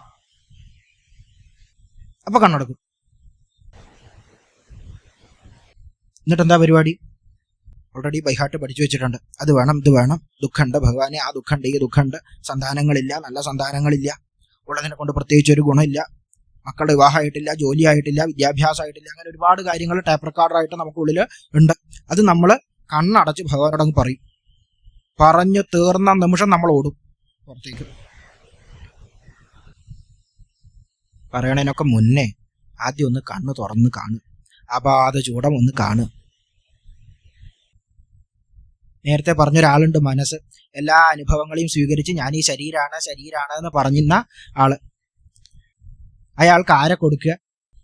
കണ്ണിലൂടെ ഭഗവാനെ കൊടുക്കുക, ഭഗവാനെ കഴിപ്പിക്കുക. യഥാർത്ഥ വാക്കതാണ്. ഭഗവാൻ എന്ത് ചെയ്യുക? മനസ്സിനെ കൊണ്ട് കഴിപ്പിക്കുക, ഭഗവാനെ രുചിപ്പിക്കുക. അതെവിടെയാ നമുക്ക് നടക്കുക? മഹാക്ഷേത്രങ്ങളിൽ പോയിട്ട് അങ്ങനെ കണ്ണു തുറന്നിരുന്ന് കാണണമെന്ന് വിചാരിച്ചാൽ നമുക്ക് നടക്കില്ല. ഒരു അരക്ഷണം കാണാൻ കിട്ടിയാ കിട്ടി. ആദ്യം എവിടുന്ന് തുടങ്ങുക? സ്വന്തം നാട്ടിലെ അമ്പലത്തിൽ നിന്ന് തുടങ്ങുക, ക്ഷേത്രത്തിൽ നിന്ന് തുടങ്ങുക, വീട്ടിനടുത്തുള്ള അമ്പലത്തിൽ കണ്ണ് തുറന്ന് കാണുക. എത്ര സമയം കാണാൻ പറ്റുമോ അത്ര സമയം കാണുക. അങ്ങനെ കണ്ട് കണ്ട് കണ്ട് കണ്ട് കണ്ട് കണ്ട് രുചിച്ച് രുചിച്ച് രുചിച്ച് രുചിച്ച് രുചിച്ച് അവസാനം രസം പോവണത് മാതിരി ആ രൂപത്തെ നമ്മൾ കൈവിടും. ആ ആനന്ദത്തിന്റെ തലത്തിലെത്തുമ്പോൾ എന്ത് ചെയ്യും? ആ രസം പോണത് മാതിരി നമ്മൾ മെല്ലെ കൈവിടും. ആ വിടലാണ് യഥാർത്ഥത്തിൽ വേണ്ടത്. ആദ്യമേ കണ്ണടച്ച് കിട്ടിയിട്ടോ, മനസ്സ് കിട്ടി, മനസ്സ് കിട്ടി, ഇവിടെ കിട്ടി. കണ്ണിൽ പോലും നമുക്ക് കിട്ടിയിട്ടില്ല. അവിടെ ആവശ്യം പറയാം, ദുഃഖം പറയാം, പക്ഷെ ആ ആവശ്യത്തെയും ദുഃഖത്തെയും ഒക്കെ ഭഗവാന് കൊടുക്കുന്നുണ്ടോ നമ്മൾ ചിന്തിക്കുക. പുഷ്പാഞ്ജലി കൊടുക്കണ്ടോ? നമ്മൾ പുഷ്പാഞ്ജലി കൊടുക്കണ്ട, റെസിപ്റ്റേ കൊടുക്കണുള്ളൂ. ആ മനസ്സിനെ കൊടുക്കാണ്ട് എങ്ങനെയാ നമ്മൾ പുഷ്പാഞ്ജലി ഭഗവാന് കൊടുക്കേണ്ടതെന്ന് പറയാ? റെസിപ്റ്റ് കൊടുക്കണ്ട, കേമായിട്ട് കൊടുക്കണ്ട. ആ ആവശ്യത്തെ നമ്മൾ കൊടുക്കുന്നുണ്ടോ? ഇല്ല. ദുഃഖത്തെ നമ്മൾ കൊടുക്കണ്ടോ ഭഗവാന്? ഇല്ല, അതും നമ്മൾ കൊടുക്കുന്നില്ല. ഒക്കെ നമ്മുടെ ഉള്ളിൽ തന്നെ വെച്ചിട്ട് നടത്തി തരണോട്ടോ ഭഗവാനെ, നടത്തി തരണോട്ടോ, ഇത് മാത്രമേ നമ്മൾ പറയുന്നുള്ളൂ. അതിനെയും ഭഗവാന് കൊടുക്കുക. അത് നടന്നു കഴിഞ്ഞാൽ അതിന്റെ സന്തോഷത്തെയും ഭഗവാന് കൊടുക്കുക. നടന്നു കഴിഞ്ഞാൽ ആ സന്തോഷത്തെയും ഭഗവാന് കൊടുക്കുക. അത് കൊടുക്കാൻ വേണ്ടിയിട്ട് വരിക, ഭഗവാനെ അങ്ങയുടെ അനുഗ്രഹം കൊണ്ട് ഇന്ന കാര്യം നടന്നിട്ടുണ്ട് കേട്ടോ, സന്തോഷമായി, ആ സന്തോഷത്തെയും ഞാൻ നിനക്ക് തരുന്നു. ചിലപ്പോൾ നടന്നിട്ടുണ്ടാവില്ല, ആ ദുഃഖത്തെയും കൊടുക്കുക. അവിടെ ഞങ്ങളുടെ നാട്ടിലൊരു പ്രയോഗമുണ്ട്, കണ്ണ് തട്ടേണ്ടത് എവിടെ തട്ടിയിട്ട് പോയി എന്ന് പറയും? പിരികത്ത് തട്ടിയിട്ട് പോയി എന്ന് പറയും. ചില കാര്യങ്ങൾ നടക്കാണ്ടിരിക്കണത് അതേമാതിരിയാണ്. ചിലപ്പോൾ നടക്കാണ്ടിരിക്കുന്നതായിരിക്കും നല്ലത്. കണ്ണ് തട്ടേണ്ടത് എന്ത് ചെയ്യും? പിരികത്ത് തട്ടിയിട്ട് മെല്ലെ അങ്ങ് പോകും. അതേമാതിരി ആ ദുഃഖത്തെയും എന്ത് ചെയ്യുക? നടക്കാണ്ടിരിക്കുമ്പോഴും മനസ്സിന് ദുഃഖം ഉണ്ടാവും. നമ്മൾ ആരും പരമപദത്തെ സാക്ഷാത്കരിച്ചിട്ടുള്ള യോഗികളൊന്നുമല്ല, ദുഃഖം ഉണ്ടാവും. ആ ദുഃഖത്തെയും എന്ത് ചെയ്യുക? കൊടുക്കുക. ദുഃഖമായി ഭഗവാന്റെ അടുത്ത് വരിക, ഭഗവാൻ ആ ദുഃഖവും ഞാൻ നിനക്ക് തരികയാണ്. അങ്ങനെ കൊടുത്ത് കൊടുത്ത് കൊടുത്ത് കൊടുത്ത് അവസാനം തന്നെ കൊടുക്കുന്ന ഒരു നിമിഷം വരും. അതിൻ്റെ പേരാണ് സമർപ്പണം. അതിൻ്റെ പേരാണെന്ത്? ആത്മസമർപ്പണം. അങ്ങനെ ആത്മസമർപ്പണം ചെയ്യാൻ പാകപ്പെട്ടവരാക്കുക എന്നുള്ളതാണ് നാമജപത്തിന്റെയും ഉപാസനയുടെ ഒക്കെ ലക്ഷ്യം. ഒന്നുമല്ല. കടലിന് കുറുകെ പാലം കെട്ടാനോ വെള്ളത്തിന് മുകളിൽ നടക്കാനോ പറക്കാനോ ഒന്നുമല്ല എന്ത് ഈ ആധ്യാത്മികത. അങ്ങനെ നമുക്ക് തെറ്റിദ്ധാരണ ഉണ്ടെങ്കിൽ നമ്മൾ അതൊക്കെ മാറ്റുക. ആ ഭഗവാന്റെ രൂപത്തെ രുചിച്ച് രുചിച്ച് രുചിച്ച് രുചിച്ച് അവസാനം ആ രസം കൈവിടുന്നത് മാതിരി രൂപത്തെയും നാമത്തെയും കൈവിട്ട് തന്നെ ഭഗവാന് കൊടുത്ത് ഭഗവാനായി മാറാൻ വേണ്ടിയിട്ട് നമ്മളെ പ്രാപ്തരാക്കുകയാണെന്ത് ഉപാസനയുടെ ലക്ഷ്യം. ഇല്ലാണ്ട് ഇവിടുന്ന് കണ്ണടച്ചു കഴിഞ്ഞാൽ അമേരിക്കക്ക് പോയിരിക്കുക, വെള്ളത്തിന് മുകളിൽ നടക്കുക, ഭാരം ഇല്ലാണ്ടാവുക, അതൊക്കെ സിദ്ധികൾ. അതൊന്നും അല്ല ആധ്യാത്മികതയുടെ ലക്ഷ്യം. സമർപ്പിക്കുക, പരിപൂർണമായിട്ട് സമർപ്പിക്കുക. അതിനു വേണ്ടിയിട്ട് നമ്മൾ ശ്രമിക്കലാണ്. ആ ശ്രമത്തിന്റെ ആദ്യ പാഠമാണ് ശ്രീരാമചന്ദ്രസ്വാമി നമുക്ക് പറഞ്ഞു തരുന്നത്. പിതൃക്കളെ നമസ്കരിക്കുക, ഗുരുനാഥന്മാരെ നമസ്കരിക്കുക. ഞാൻ എന്നുള്ള ഭാവം ഇല്ലാണ്ട് നമസ്കരിക്കാൻ നമുക്ക് പറ്റണം. ആ ഭാവം ഇല്ലാണ്ടാവുമ്പോഴാണ് എന്തുണ്ടാവുക? സമർപ്പണം ഉണ്ടാവുക. ആ ഭാവം ഉള്ളിൽ വെച്ചുകൊണ്ട് നമുക്ക് ഭഗവാനെ പോലും നമസ്കരിക്കാൻ പറ്റില്ല. ആ ഭാവം വെച്ചിട്ട് നമുക്ക് ഭഗവാനെ പോലും നമസ്കരിക്കാൻ പറ്റില്ല. അവിടെ ഒക്കെ ആര് മുഴച്ചു നിൽക്കും? ഞാൻ ഞാൻ ഞാൻ എന്നുള്ള ആൾ മുഴച്ചു നിൽക്കും. ആരാ ഈ ഞാൻ? ശരീരമാണ്. പ്രാണനെയല്ല നമ്മൾ ആ സമയത്ത് ചിന്തിക്കുന്നത്. ഈ ശരീരത്തെ ആ സമയത്ത് നമ്മൾ ചിന്തിച്ച് ചിന്തിച്ച് ഞാൻ ഈ ശരീരമാണ് എന്നുള്ള ബോധം അവിടെ മുഴച്ചു നിൽക്കും. അതുകൊണ്ടാണ് രാമായണത്തിൽ തുടക്കത്തിൽ പഠിപ്പിക്കുന്നത് നമസ്കരിക്കുക. അതുകൊണ്ടാണ് മുതിർന്നവരുടെ കാല് തൊട്ട് അനുഗ്രഹം വാങ്ങുക എന്നുള്ള രീതി എന്തിനു വേണ്ടിയിട്ടാണ്? ഞാൻ എന്നുള്ള ഭാവത്തെ കുറക്കാനാണ്. പ്രായമായവരുടെ കാല് തൊട്ട് അനുഗ്രഹം വാങ്ങുന്ന എന്തിനു വേണ്ടിയിട്ടാണ്? ഞാൻ എന്നുള്ള ഭാവത്തെ അവിടെ ഇല്ലായ്മ ചെയ്യാനാണ്. അത് ശ്രീരാമചന്ദ്ര സ്വാമി നമുക്ക് പഠിപ്പിച്ചു തന്നു. അപ്പൊ കുട്ടിക്ക് രാമായണത്തിൽ എന്തെങ്കിലും പറഞ്ഞു കൊടുക്കണമെങ്കിൽ എന്ത് ചെയ്യുക? ഈ കാര്യങ്ങൾ പറഞ്ഞു കൊടുക്കുക. കഥ മാത്രം പറഞ്ഞു കൊടുക്കുമ്പോൾ എന്ത് ചെയ്യും? അവന്റെ അമർചിത്ര കഥയിലെ പുസ്തകത്തിലുള്ള കഥകൾ മാതിരി ആ കുട്ടി അതിനെ എടുക്കും. അല്ലെങ്കിൽ അവളുടെ അമർചിത്ര കഥകൾ മാതിരി രാമായണത്തെ എടുക്കും. അങ്ങനെ എടുത്താൽ ഏറ്റവും വലിയ സങ്കടം എന്താ? 10 തലയും 20 കൈയുള്ള രാവണൻ ആരാണ് എന്നൊരു ചോദ്യം അവനോട് ആരെങ്കിലും ഒരാൾ ചോദിച്ചാൽ ഉത്തരം ഉണ്ടാവില്ല. അപ്പം എല്ലാ സംസ്കാരത്തിൽ നിന്ന് അകന്നു പോകും. എന്തുകൊണ്ടാണ് സംസ്കാരത്തിൽ നിന്ന് അകന്നു പോകുന്നതെന്ന് ചോദിച്ചാൽ ഒറ്റ ഉത്തരേ ഉള്ളൂ. എന്താണോ നമ്മൾ അറിയേണ്ടത് അത് അറിഞ്ഞിട്ടില്ല. ആ രാവണൻ നമ്മുടെ ഉള്ളിലുള്ള ആളാണ് നമുക്ക് ബോധ്യം വേണം. നമ്മുടെ ആസുരിക ചിന്തകളാണെന്നുള്ള ബോധ്യം വേണം. അല്ലാണ്ട് നാളെ മുതൽ നമ്മൾ എഴുന്നേറ്റിട്ട് 10 തലയും 20 കൈയുള്ള സാധനത്തെ കണ്ടുപിടിച്ചിട്ടേ അടങ്ങുമെന്ന് വിചാരിച്ചു കഴിഞ്ഞാൽ നടക്കൂ? നാളെ രാവിലെ എഴുന്നേറ്റിട്ട് രാമായണമൊക്കെ വായിച്ച് ഗംഭീരമായിട്ട് മനസ്സിലൊരു തീരുമാനം എടുക്കുകയാണ്, രാവണനെ കണ്ടുപിടിച്ചിട്ട് ഇനി ഉറക്കുള്ളൂ. ജന്മത്തിൽ ഉറങ്ങുമോ നമ്മൾ? 10 തലയും 20 കൈയുള്ള ആളെ തപ്പിയിട്ട് നടക്കുക, കിട്ടുമോ? രാമനും രാവണനും ഒക്കെ നമ്മുടെ ഉള്ളിലാണെന്നുള്ള ബോധ്യം നമുക്ക് ആദ്യം വേണം. ഇപ്പൊ കഥ പറഞ്ഞു കൊടുക്കുമ്പോൾ, ചരിതം പറഞ്ഞു കൊടുക്കുമ്പോൾ ആദ്യം എന്ത് ചെയ്യുക? തലമുറയിലേക്കുള്ള കൈമാറ്റം എങ്ങനെയായിരിക്കണം എന്ന് ചോദിച്ചാൽ ഉത്തരം ഇതാണ്: ഇതൊക്കെ നമ്മുടെ ഉള്ളിലാണ്. കിഷ്കിന്ധ നമ്മുടെ ഉള്ളിലാണ്, രാമൻ നമ്മുടെ ഉള്ളിലാണ്, സീത നമ്മുടെ ഉള്ളിലാണ്, ലക്ഷ്മണൻ നമ്മുടെ ഉള്ളിലാണ്, ശത്രുഘ്നൻ നമ്മുടെ ഉള്ളിലാണ്, ഭരതൻ നമ്മുടെ ഉള്ളിലാണ്, രാവണൻ നമ്മുടെ ഉള്ളിലാണ്. അതും നമ്മുടെ ഉള്ളിലുണ്ട്. നല്ലത് മാത്രം പറഞ്ഞു കൊടുത്തിട്ട് കാര്യമില്ല, അതും നമ്മുടെ ഉള്ളിലുണ്ട്. രാവണനെ മാതിരിയുള്ള ആൾക്കാരും നമ്മുടെ ഉള്ളിലുണ്ട്. ശൂർപ്പണഖ നമ്മുടെ ഉള്ളിലുണ്ട്. ബാലി നമ്മുടെ ഉള്ളിലുണ്ട്. ഖരനും ദൂഷണനും തൃശിരാവും ഒക്കെ നമ്മുടെ ഉള്ളിലുണ്ട്. കുംഭകർണൻ നമ്മുടെ ഉള്ളിലുണ്ട്. ഇതൊക്കെ പറഞ്ഞു പഠിപ്പിക്കുമ്പോൾ ആദ്യം പറയണം, ഇതൊക്കെ നമ്മുടെ ഉള്ളിൽ നടക്കുകയാണ്. രാമരാവണ യുദ്ധം ഏതോ കാലത്ത് രാമനും രാവണനും 2 പേര് തമ്മിൽ നടന്ന് അവസാനിച്ചിട്ടുള്ള യുദ്ധമല്ല. ഓരോ നിമിഷവും നമ്മുടെ ഉള്ളിൽ നടന്നുകൊണ്ടിരിക്കുന്നുണ്ട്. ഇപ്പൊ നടക്കുന്നുണ്ട്, ഈ നിമിഷം നടക്കുന്നുണ്ട്. ഈ ഒരൊറ്റ നിമിഷം നമ്മുടെ ഉള്ളിൽ എന്ത് ചെയ്യുന്നുണ്ട്? രാമരാവണ യുദ്ധം നടന്നുകൊണ്ടിരിക്കുക.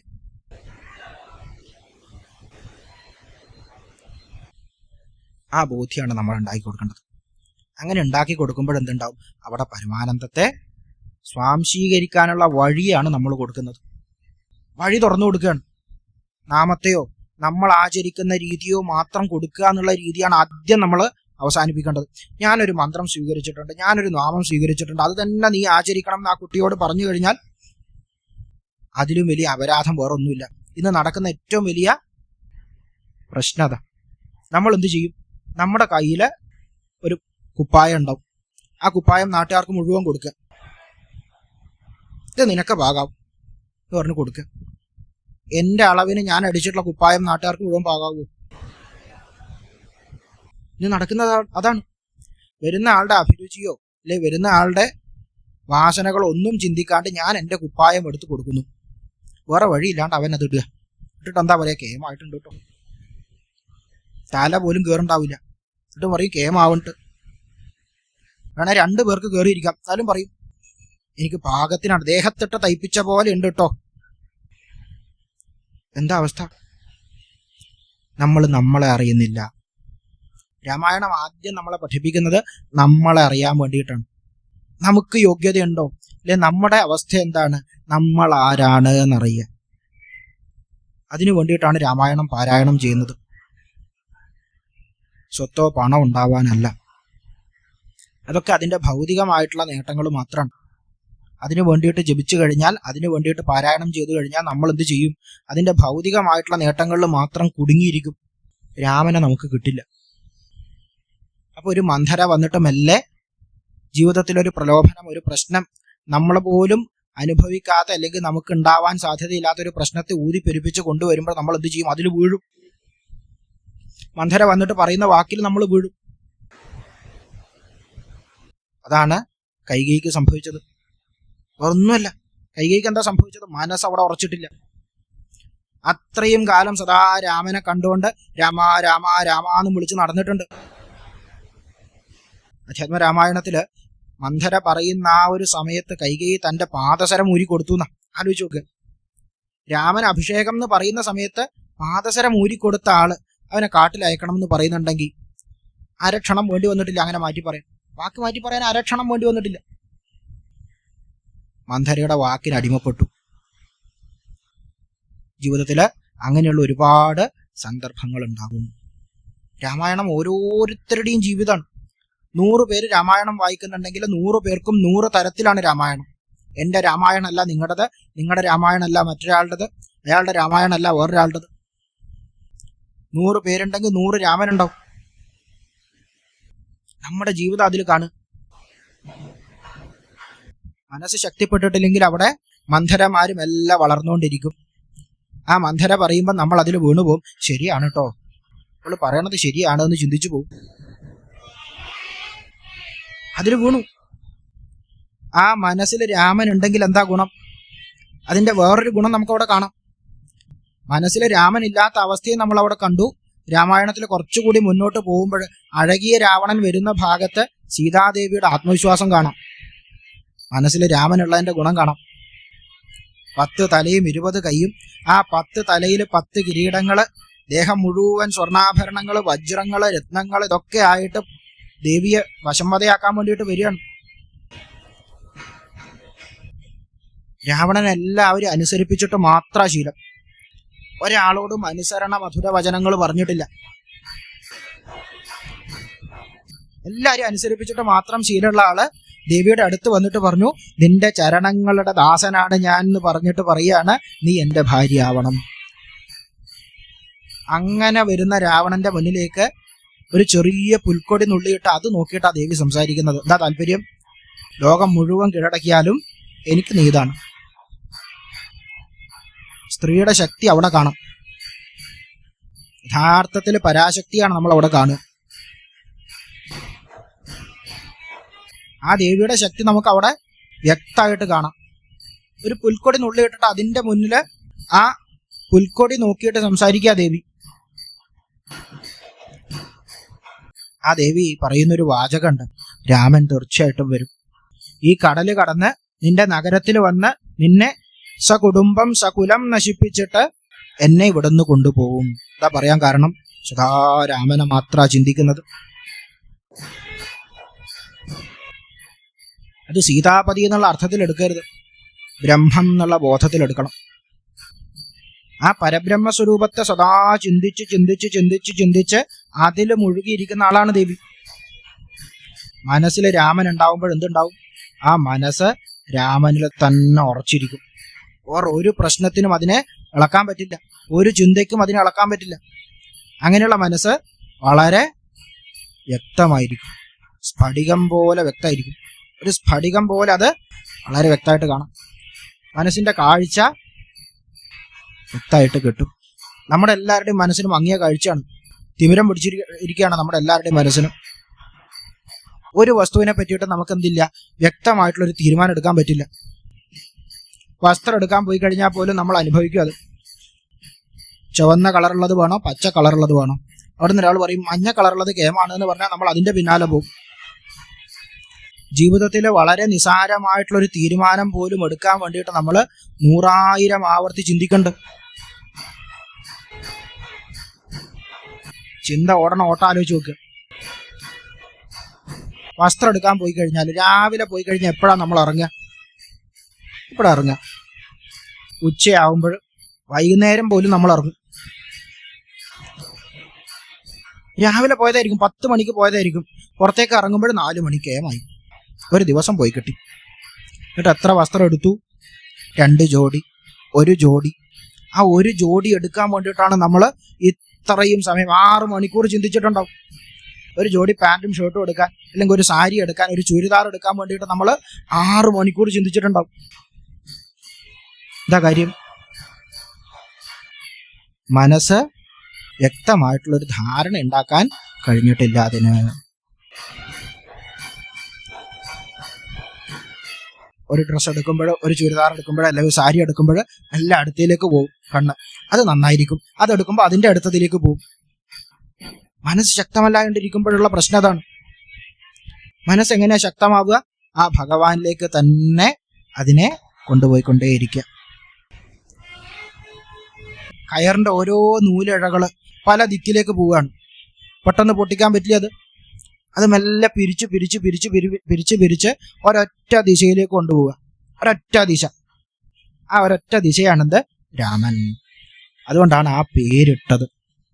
രാമൻ എന്നുള്ള പേരിട്ടതിന്റെ കാരണം എന്താ? എല്ലാവരെയും രമിപ്പിക്കണവനാരോ അവൻ രാമൻ. എല്ലാരെയും ഒരൊറ്റ ദിശയിലേക്ക് കൊണ്ടുപോകണവൻ. എത്ര ജന്മമെടുത്താലും ആ ഒരൊറ്റ ദിശയെ നമുക്ക് രക്ഷയുള്ളൂ. ഇത് വൺ വേ ആണ്. നമ്മൾ വിചാരിക്കരുത് വലിയ പല ദിക്കിലേക്ക് പോകേണ്ട ഒരു ഹൈവേ ആണെന്ന് വിചാരിക്കരുത്. ഈ ജീവിതം വൺ വേ ആണ്. തുടങ്ങിയാൽ അവിടെ മാത്രമേ എത്തൂ. പക്ഷെ അത് എപ്പോൾ എത്തും നമുക്ക് അറിഞ്ഞൂടാ. ഇവിടുന്ന് തുടങ്ങി ആ അവസാന സ്ഥാനം എവിടെയാണ്? രാമൻ മാത്രമാണ്. രാമൻ എന്ന് പറഞ്ഞാൽ ബ്രഹ്മം, ആ ആനന്ദം, അത് മാത്രമാണ്. അതിലേക്ക് കൊണ്ടുവരണവൻ. അതുകൊണ്ടാണ് രാമൻ എന്നുള്ള പേര്. ആത്മാരാമനാണ്. പുരവാസികളെ ആകെ രമിപ്പിക്കുന്ന ഭഗവാന്റെ സ്വരൂപത്തിന്റെ താല്പര്യം അതാണ്. എല്ലാവരും ഭഗവാനെ കണ്ടു കഴിഞ്ഞാൽ ഒന്ന് നോക്കും, പിന്നെ എന്ത് ചെയ്യില്ല? കണ്ണെടുക്കില്ല. എന്താ താല്പര്യം? ആനന്ദത്തിന്റെ സ്വഭാവം അതാണ്. ജീവിതത്തിന് ഒറ്റ ലക്ഷ്യം മാത്രമേ ഉള്ളൂ. എല്ലാവരുടെ ജീവിതത്തിനും രാമനിലെത്തുക, ആനന്ദത്തിലെത്തുക, അത് മാത്രമാണ്. അങ്ങനെ എത്തിക്കണ ആളാണ് ആര്? സീത. ആ രാമനിലേക്ക് എത്തണമെങ്കിൽ ആദ്യം എന്ത് വേണം? അവിടെ നമസ്കരിക്കണം. ആ അമ്മ വിചാരിക്കാണ്ട് നമുക്ക് എന്ത് ചെയ്യാനാവില്ല? രാമനിലെത്താനാവില്ല. മായയെ ആദ്യം നമ്മൾ നമസ്കരിക്കുക, പ്രകൃതിയെ നമസ്കരിക്കുക. അമ്മ വിചാരിക്കാണ്ട് നമുക്ക് എന്ത് ചെയ്യാനാവില്ല? അവിടത്തേക്ക് എത്താൻ പറ്റില്ല. ഇവിടെ ഇരിക്കണ അമ്മ വിചാരിക്കാണ്ട് ആ ശ്രീ പരമേശ്വരനിലേക്ക് എത്താൻ പറ്റില്ല എന്ന് പറയണത് മാതിരി തന്നെയാണ് ആ സീതാദേവി വിചാരിക്കാണ്ട് രാമനിലേക്ക് എത്താൻ പറ്റില്ല. അങ്ങനെ എത്തിക്കണവൻ, എല്ലാരെയും ബ്രഹ്മബോധത്തിലേക്ക് രമിപ്പിക്കുന്നവൻ രാമൻ. 4 കുട്ടികൾക്കിട്ടുള്ള പേര് വളരെ രസമാണ്. എല്ലാ ലക്ഷണങ്ങളും ചേർന്നവനായതുകൊണ്ട് ലക്ഷ്മണൻ, ഭരണകാര്യത്തിൽ അതിനിപുണനായതുകൊണ്ട് ഭരതൻ, ശത്രുക്കളെ കൊല്ലണവൻ ശത്രുഹന്താവ് ശത്രുഘ്നൻ. അതെങ്ങനെയാ ശത്രുക്കളെ കൊല്ലുക? നമ്മുടെ മനസ്സിൽ ശത്രുക്കളെ കൊല്ലുക എന്ന് പറഞ്ഞാൽ അടിച്ചു കൊല്ലുക, അത് മാത്രമേ ഉള്ളൂ. എങ്ങനെയാ ശത്രുക്കളെ കൊല്ലുക? മനസ്സിൽ സദാ മിത്രഭാവം മാത്രമാവുമ്പോൾ ആരുണ്ടാവില്ല? ശത്രു ഉണ്ടാവില്ല. നല്ല ചിന്തകൾ മാത്രം. എല്ലാരെയും രാമനായിട്ട് കാണാം. എല്ലാരെയും രാമനായിട്ട് കാണും. എല്ലാരെയും രാമനായിട്ട് കാണുമ്പോൾ അടിക്കാൻ തോന്നും. ഒരാൾ നല്ലൊരു തെറി ഇങ്ങോട്ട് വിളിച്ചു, അങ്ങോട്ട് പോയിട്ട് നമ്മൾ എന്ത് ചെയ്യും? അതേ മീറ്ററിൽ അതേ രാഗത്തിൽ അതിലും വലുതൊന്ന് വിളിക്കും. അത് ശത്രുവായി. അവിടെ ശത്രുഘ്ന ഭാവത്തിലേക്ക് വരുമ്പോൾ എന്തുണ്ടാവും? ആ വിളിച്ചവനും വിളിച്ച വാക്കും രാമനായിട്ട് മാറും. അവൻ എന്ത് ചെയ്യാൻ പറ്റില്ല? അങ്ങോട്ട് യുദ്ധത്തിന് പോകാനാവില്ല. ശത്രുഘ്നന്റെ താല്പര്യം അതാണ്. ബ്രഹ്മബോധത്തെ വളർത്തിയെടുക്കുക. സദാ നമ്മൾ പറയുന്നൊരു വാക്കെന്താ? സർവം ശിവമയം, സർവം ശിവമയം. എല്ലാം ശിവനാണ്, എല്ലാം ശിവനാണ്. ആ ബോധത്തെ വളർത്തിയെടുക്കണതെന്തോ അത് ശത്രുഘ്നൻ. രാമായണത്തിൽ ഈ കാര്യങ്ങളാണ് നമ്മൾ പഠിക്കുന്നത്. അല്ലാതെ സീതാദേവി അപഹരിച്ചുകൊണ്ട് പോയി ആ ദേവി വീണ്ടെടുക്കാൻ വേണ്ടി നമ്മൾ ശ്രീരാമചന്ദ്രസ്വാമി യുദ്ധം ചെയ്തു. ആ യുദ്ധത്തിൽ ഭഗവാൻ രാവണനെ കൊന്ന് ഭൂമിയുടെ ഭാരമൊക്കെ തീർത്ത് ദേവിയെ വീണ്ടെടുത്തു. ആ ദേവിയെയും വിട്ടുകളഞ്ഞു, അനുജനെയും വിട്ടുകളഞ്ഞു. ഈ കഥകൾ മാത്രം കേട്ടിരുന്നാൽ നമ്മൾ എന്ത് ചെയ്യും? കഥയിൽ കുടുങ്ങി സ്വയം നശിക്കും. ഒരു ചെറിയൊരു ഉദാഹരണ കഥ പറയാം. കഥയിൽ കുടുങ്ങുമ്പോഴുള്ള പ്രശ്നം എന്താണെന്ന് പറയാം. അതിനുള്ള കുറച്ച് കാര്യങ്ങൾ പറഞ്ഞിട്ട് നമുക്ക് പെട്ടെന്ന് അവസാനിപ്പിക്കാം. കഥയിൽ മാത്രം കുടുങ്ങിയാൽ എന്താ പറ്റുക എന്നുള്ളത്. ഒരു നാട്ടില് അമ്മാവനും മരുമകനും ഉണ്ട്. പലരും കേട്ടിട്ടുള്ള കഥയായിരിക്കും. ഈ മരുമകന്റെ അവസ്ഥ, എന്നെ തല്ലണ്ട അമ്മാവാ, ഞാൻ ഈ ജന്മകാലത്ത് നന്നാവില്ല. നമ്മളൊക്കെ പോലെയുള്ള ഒരു മരുമകൻ. അമ്മാവൻ എന്ത് ചെയ്തു? ഒരുപാട് ഉപദേശിച്ചു നോക്കി, സ്നേഹിച്ചു നോക്കി, കാര്യം പറഞ്ഞു നോക്കി, ഒരു കാര്യമില്ല. നാട്ടിലിങ്ങനെ ഉപദേശിക്കാൻ വേണ്ടി മാത്രം കുറേ പേരുണ്ട്. അവരെ വിളിച്ചു കൊണ്ടുവന്ന് ഉപദേശിച്ചു നോക്കി, അതുകൊണ്ടും പ്രത്യേകിച്ച് കാര്യമൊന്നുമില്ല. മരുമകൻ ഉള്ളതിലും വഷളായി എന്നല്ലാണ്ട് വേറൊരു ഗുണം ഉണ്ടായില്ല. അവസാനം ഈ അമ്മാവന്റെ കഷ്ടകാലത്തിന് ആരോ പറഞ്ഞു, ഒരു ഭാഗവതം വാങ്ങിക്കൊടുത്താൽ ആള് ചിലപ്പോൾ നന്നായേക്കും. അങ്ങനെ ആ കുട്ടിക്ക് ഭാഗവതം വാങ്ങിക്കൊടുത്തു. കുട്ടിയോട് പറഞ്ഞു, കേമായിട്ട് വായിച്ചു നോക്കുക, 1 മാസം സമയം തരാം, വായിച്ച് എന്താണ് പഠിച്ചതെന്ന് പറഞ്ഞു തരണം. അങ്ങനെ കുട്ടി തുറന്നു നോക്കി, ഒരുപാട് കഥകളുണ്ട്, വായിച്ചു നോക്കി. 1 മാസത്തിന് ശേഷം അമ്മാവൻ കുട്ടി അടുത്ത് വിളിച്ചിരുത്തി. എന്താ പഠിച്ചതെന്ന് ചോദിച്ചു. ആദ്യം ചോദിച്ചു, വായിച്ചോ? ഓ, ഗംഭീരമായിട്ട് വായിച്ചു, ഒക്കെ പഠിച്ചു എന്ന് പറഞ്ഞു. എന്താ പഠിച്ചതെന്ന് ചോദിച്ചപ്പോൾ ആ കുട്ടി കൊടുത്തൊരു ഉത്തരമുണ്ട്. എന്താ ഉത്തരം? നമ്മളെല്ലാവരും കൊടുക്കുന്ന ഉത്തരമാണ്. ആ കുട്ടിയായിട്ടൊന്ന് ചിന്തിച്ചു നോക്കുക. കുട്ടിയൊന്ന് ഗൗരവത്തിലിരുന്നു, മുണ്ടൊക്കെ ഒന്ന് നേരെയാക്കി. കാരണം ഭാഗവതത്തിൽ നിന്ന് എന്താണ് പഠിച്ചതെന്ന് പറയാൻ വേണ്ടി നിൽക്കുകയാണ്. പറഞ്ഞു, അമ്മാവ, ഭാഗവതം പറയുന്നത് ലോകത്തെ സകലമാന പ്രശ്നങ്ങൾക്കും കാരണം അമ്മാവന്മാര് എന്ന് പറയുന്ന വർഗ്ഗമാണ്. നിങ്ങളെ കൊന്നാൽ ഞാൻ രക്ഷപ്പെട്ടു. കഥ മാത്രം പഠിച്ചാൽ ഇതാണ് നമുക്കുണ്ടാവുന്ന അബദ്ധം. നമ്മൾ 10 തലയും 20 കൈയുള്ള ആളെ തപ്പി നടക്കും. കടല് ചാടി കടക്കണ വാനരനെ തപ്പി നടക്കും. എന്നിട്ട് അവസാനം കിട്ടാണ്ടാവുമ്പോൾ നമ്മൾ എന്ത് ചെയ്യും? രാമായണം തെറ്റാണ് കേട്ടോ എന്ന് വിധി എഴുതും. ആലോചിച്ച് നോക്കുക. ഇതിൽ പല ഒരു മഹാപാപം നമുക്ക് ചെയ്യാനുണ്ട്.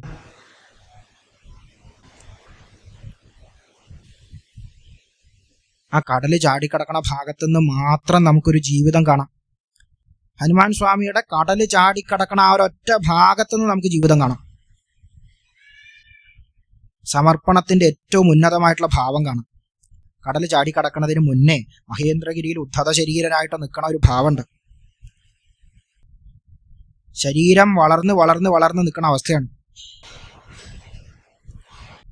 സിദ്ധികളുടെ പാരമ്യത്തിൽ നിൽക്കുന്ന അവസ്ഥ. താൻ മറന്നു പോയിട്ടുള്ള ഏതൊരു സിദ്ധികളാണോ ഉള്ളത് ആ സിദ്ധികളെയൊക്കെ ഓർമ്മപ്പെടുത്തി നിൽക്കുന്ന അവസ്ഥ.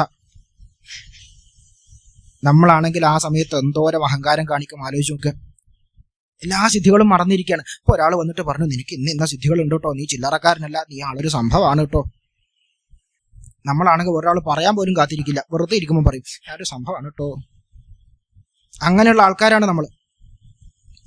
ആ സമയത്ത് ഹനുമാൻ സ്വാമി ഉദ്ധത ശരീരനായിട്ട് ശരീരചിന്ത അങ്ങനെ വളർന്നു നിൽക്കാൻ സാധിക്കണ ഒരവസ്ഥയിൽ, എല്ലാ സിദ്ധികളുടെയും സ്വാമിയായിട്ടിരിക്കണ അവസ്ഥയിൽ, അഷ്ടസിദ്ധികളുടെയും സ്വാമിയായിട്ടിരിക്കണ അവസ്ഥയിൽ കൂടെയുള്ള വാനരന്മാരോട് പറയുന്ന ഒരു വാക്കുണ്ട്.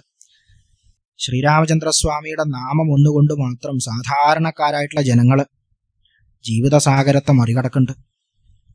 ആലോചിച്ച് നോക്കുക. ആ വാക്കുകളുടെ ഒരു മധുരം ആലോചിച്ച് നോക്കുക. അതിലും മധുരമുള്ള ഒരു സാധനമൊന്നും ഈ ലോകത്ത് വേറെ കണ്ടുപിടിച്ചിട്ടുണ്ടാവില്ല. ആ വാക്കുകളോളം മധുരമുള്ള മറ്റൊരു വസ്തു ലോകത്തുണ്ടാവില്ല.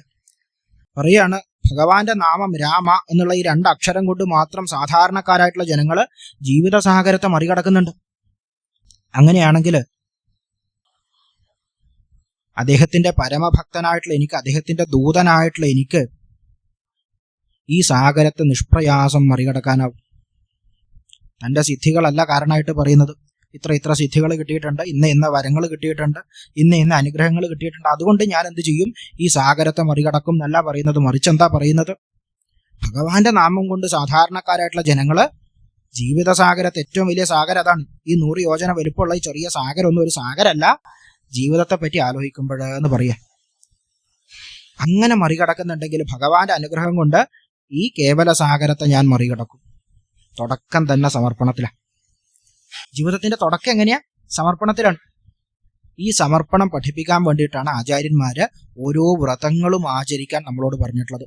എല്ലാ വ്രതത്തിന്റെയും മുന്നേ എന്തുണ്ടാവും? ഒരു സങ്കല്പം ചെയ്യാൻ പറയും. എന്താ സങ്കല്പം? ആദ്യം തന്നെ വ്രതത്തെ ഭഗവാന് സമർപ്പിച്ചുകൊണ്ടാണ് സങ്കല്പം ചെയ്യുക.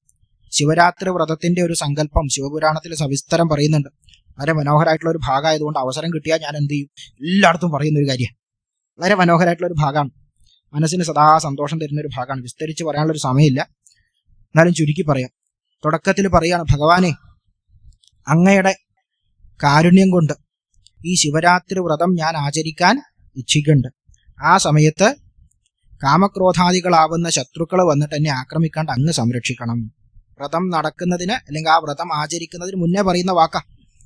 എന്നിട്ട് പറഞ്ഞു, അങ്ങ് ഭംഗിയായിട്ട് ഈ വ്രതം നടത്തണം. തുടക്കത്തിലേ പറയാണ്, ഞാൻ എന്ത് ചെയ്യുന്നില്ല? ഇതൊന്നും ചെയ്യുന്നില്ല, ഒക്കെ ചെയ്യണത് നീയാ. സംരക്ഷിക്കണ ആളും നീയാണ്, നടത്തണ ആളും നീയാണ്, സമർപ്പിക്കണ ആളും നീയാണ്, ഒക്കെ നീയാണ്. ഞാൻ എന്താണ്? ആ കയ്യില് ഒരു ഉപകരണം മാത്രം. ഉപകരണം അഹങ്കരിക്കൂ. അമ്മ നല്ല പായസം ഉണ്ടാക്കുന്നുണ്ട്, ഇളക്കാൻ ഉപയോഗിച്ച തവി അഹങ്കരിക്കാണ്. ഞാൻ ഇളക്കിക്കൊണ്ടാട്ടോ പായസമായത്, അഹങ്കരിക്കൂ? ഇല്ല. അതേമാതിരി ഞാൻ ആ കയ്യിലുള്ള ഒരു ഉപകരണം മാത്രമാണ്, അങ്ങ് ഇതൊക്കെ ചെയ്യാണ്. അത് കഴിഞ്ഞ് വലിയൊരു സമർപ്പണമുണ്ട്. തുടക്കത്തിലും ഒടുക്കത്തിലും സമർപ്പണമാണ്. ചെയ്യണതിന് മുന്നേയും സമർപ്പിച്ചു, ചെയ്ത് കഴിഞ്ഞിട്ടും സമർപ്പിച്ചു.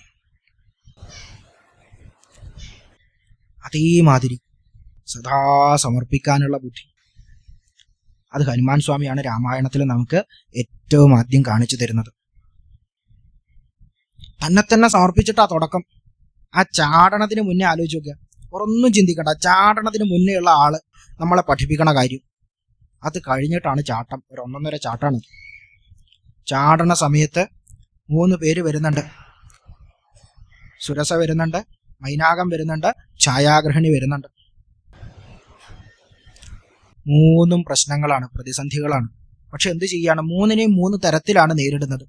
ജീവിതത്തിലുള്ള പ്രശ്നങ്ങളെ കൃത്യമായിട്ട് അവലോകനം ചെയ്ത് അതിനനുസരിച്ചിട്ട് നമ്മൾ എന്ത് ചെയ്യുക? മാർഗങ്ങൾ കണ്ടെത്തുക, പരിഹാരം കണ്ടെത്തുക. എല്ലാ പ്രശ്നത്തിനും ഒരു പരിഹാരം, ഒരൊറ്റ അച്ച്. നമ്മളൊക്കെ അങ്ങനെയാണ്. എല്ലാ പ്രശ്നത്തിനും ഒറ്റ അച്ച്. ആ അച്ചിലിട്ട് വാർത്തത് മാതിരി പരിഹാരം ഉണ്ടാക്കും. അല്ലോ നടക്കും. ആലോചിച്ച് നോക്കുക. ആദ്യം നമ്മൾ എന്ത് ചെയ്യുക? പ്രശ്നത്തെ പഠിക്കുക. ഹനുമാൻ സ്വാമി കാണിച്ചു തരുന്ന കാര്യം അതാ. പ്രശ്നത്തെ പഠിക്കുക, ആ പ്രശ്നത്തിനനുസരിച്ച് പരിഹാരം ഉണ്ടാക്കുക. സുരസയോട് കൗശലാണ്. ശരീരം വലുതാക്കി പോയി അവസാനം വായ വലുതാവുന്നതിനനുസരിച്ച് ശരീരം എന്ത് ചെയ്തു? ഏറ്റവും ചെറുതാക്കി കൃശശരീരനായിട്ട് വായിക്കൂടെ കയറി ചെവി കൂടെ പുറത്തു വന്നു. കൗശലാണ് ഉപയോഗിക്കുന്നത്. ആ കൗശലമല്ല മൈനാകത്തിന്റെ അടുത്ത് ഉപയോഗിക്കുന്നത്, സ്നേഹമാണ്. മൈനാകത്തെ സംബന്ധിച്ച് അമിതമായിട്ടുള്ള സ്നേഹമാണ് ഹനുമാൻ സ്വാമിയോട്, ബാന്ധവാണ്. കാരണം ഉപകാരത്തിന് പ്രത്യുപകാരം ചെയ്യാനുള്ള അവസ്ഥയാണ് മൈനാകം അവിടെ ഉപയോഗിക്കുന്നത്. വായുദേവനോടുള്ള കടപ്പാടുണ്ട്, സകരവംശത്തിൽ പിറന്നവരോടുള്ള കടപ്പാടുണ്ട്. അങ്ങനെ 2 കടപ്പാടും ഒരുമിച്ച് നിറവേറ്റാൻ വേണ്ടിയിട്ടാണ് സാഗരം നിർദ്ദേശിച്ച പ്രകാരം മൈനാകം വരുന്നത്. ആ മൈനാകത്തോട് ബന്ധുസൽക്കാരമൊക്കെ ഞാൻ പരിഗ്രഹിച്ചു, അങ്ങേക്ക് ദുഃഖം ഉണ്ടാവരുത്, പക്ഷെ ഇവിടെ നിൽക്കാൻ സമയമില്ല എന്ന് പറഞ്ഞ് ഒന്ന് തലോടിയിട്ട് ഒറ്റ പോക്ക് പോയി. ആലോചിച്ച് നോക്കുക. അമിതമായിട്ടുള്ള സ്നേഹവും ബന്ധനാണ്. ഒരു വസ്തുവിനോട്, ഒരു വ്യക്തിയോട് നമുക്ക് അമിതമായിട്ടുള്ള സ്നേഹം ഉണ്ടാവുകയാണ്. എന്നിട്ട് നമ്മൾ വിചാരിക്കും ഇതന്നെയാട്ടോ ജീവിതം, ഇയാൾ തന്നെയാട്ടോ ജീവിതം, ഈ സാധനം തന്നെയാട്ടോ ജീവിതം, മൊബൈൽ ഫോണ്. നമ്മൾ എന്താ വിചാരിക്കുക? ഇതന്നെയാട്ടോ ജീവിതം, പോയാൽ തീർന്നു. കുറച്ചൊക്കെ മുന്നേ വ്യക്തികളോട്, ബന്ധുക്കളോട്, മക്കളോട്, മാതാപിതാക്കളോട് ഒക്കെ ആയിരുന്നു ഈ അടുപ്പം. ഇപ്പൊ മാതാപിതാക്കളും ബന്ധുവും മക്കളും ഭാര്യയും ഭർത്താവും ഒക്കെ ഈ ഒരു സാധനമാണ്. പോയാ തീർന്നുട്ടോ. അതൊന്ന് വീണ് ചില്ല് പൊട്ടിക്കഴിഞ്ഞാൽ എവിടെയാ പൊട്ടുക? 100 രൂപയുടെ 150 രൂപയുടെ ഗ്ലാസ് മാറ്റുന്നതല്ല, ടെമ്പേർഡ് ഗ്ലാസ് മാറ്റുന്നതല്ല, മനസ്സ് പൊട്ടും. ഒന്ന് മൊബൈല് താഴെ നോക്കിയാൽ മതി, എവിടെയാ പൊട്ടല് കേൾക്കുക? അവിടെയല്ല, ഇവിടെ കേൾക്കും. അതും ബന്ധനാണ്. അതും എന്താണ്? ബന്ധനാണ്. അമിതമായിട്ടുള്ള സ്നേഹത്തെ പോലും എന്ത് ചെയ്യുക? ഒരു ഘട്ടം എത്തുമ്പോൾ അറുത്ത് ഭഗവാന് കൊടുക്കുക. അതിനെ അറുത്തിട്ട് ഭഗവാന് കൊടുക്കുക. അതിന് പ്രാപ്തരാക്കാൻ വേണ്ടിയിട്ടാണ് രാമായണം പാരായണം ചെയ്യുന്നത്. എന്തിനു വേണ്ടിയിട്ടാണ് രാമായണം പാരായണം ചെയ്യുന്നത്? പൈസ കിട്ടാൻ, മക്കളെ കിട്ടാൻ, ഭാര്യയെ കിട്ടാൻ, ഭർത്താവിനെ കിട്ടാൻ, ജോലി കിട്ടാൻ. ഇതൊക്കെ ആദ്യത്തെ പടി. കിൻഡർ ഗാർഡനിലേക്ക് കുട്ടികളെ കൊണ്ടുപോകാൻ വേണ്ടിയിട്ട് നമ്മൾ ഓരോ കാര്യങ്ങൾ പറയില്ലേ? അവിടെ പോയാൽ എന്ത് കിട്ടും? മിഠായി കിട്ടും, നല്ല കൂട്ടുകാരെ കിട്ടും, അത് കിട്ടും, ഇത് കിട്ടും എന്ന് പറഞ്ഞിട്ട് നമ്മൾ അവിടെ കൊണ്ട് ഇരുത്തും. ഇരുന്ന് കഴിയുമ്പോഴാണ് ആദ്യത്തെ ദിവസം മനസ്സിലാകുക പെട്ടുപോയി, അലറി വിളിച്ചു കരയും. പിന്നെ അവിടെ ഇരിപ്പ് ഉറക്കുമ്പോഴാണ് നമ്മൾ മനസ്സിലാക്കുക ഇതൊന്നുമല്ല ഇതിന്റെ യഥാർത്ഥ അർത്ഥം. അതേമാതിരി ഇങ്ങനെയൊക്കെ പറഞ്ഞ് നമ്മളെ കൊണ്ടുവരും. ഇതിനു വേണ്ടിയിട്ടാ? ഒന്ന് വായിച്ചു നോക്കൂ. വായിച്ചു നോക്കുമ്പോൾ നമ്മൾ മനസ്സിലാക്കും ഇതിനൊന്നും വേണ്ടിയിട്ടല്ല പാരായണം ചെയ്യുന്നത്. പിന്നെ എന്തിനു വേണ്ടിയിട്ടാണ്? ഇതിനൊക്കെ അറുത്ത് അവിടെ കൊടുക്കാനാണ്. ഓരോ ചങ്ങലയായിട്ട് മെല്ലെ പൊട്ടിക്കുക. രാമായണം എന്താ ചെയ്യുന്നത്? ഒരു കത്തി കൈ തരും. ഈ ചങ്ങല ഇങ്ങനെ ഓരോ കയറായിട്ട് മുറിച്ച് ആ കയ്യിൽ കൊടുക്കുക. ഒന്നാമത്തത് മുറിച്ചു കൊടുത്തു, രണ്ടാമത്തത് മുറിച്ചു കൊടുത്തു. അങ്ങനെ ഓരോ ബന്ധനങ്ങളെയും എന്ത് ചെയ്യുക? കൊടുക്കുക. എന്റേത് എന്ന് പറഞ്ഞ് എടുത്തു വെച്ചാൽ അതൊക്കെ ബന്ധനാണ്. നല്ലൊരു കാര്യം ചെയ്തു, അമ്പലത്തിൽ അന്നദാനം നടത്തി, കേമായിട്ടുള്ള അന്നദാനം. നാട്ടുകാരും എന്ത് ചെയ്തിട്ടില്ല, ഇതുമാതിരി ഒരു അന്നദാനം കണ്ടിട്ടില്ല. വരണവരും പോണവരും കുറ്റം പറയാൻ വരണവര് പോലും നല്ലത് മാത്രം പറഞ്ഞിട്ടാ പോണത്. നല്ല സന്തോഷമായി മനസ്സിൽ. സദാ കുറ്റം പറയുന്ന ആൾക്കാരുണ്ട്, 1-2 പേര്. അവര് പോലും എന്താ നല്ലത് മാത്രം പറഞ്ഞിട്ടാ പോണത്. അപ്പൊ എന്തുണ്ടാവും? സന്തോഷം ഉണ്ടാവും. എന്നിട്ട് മനസ്സിൽ നമ്മൾ തന്നെ പറയാണ്, ഞാനൊരു കേമൻ തന്നെ കേട്ടോ.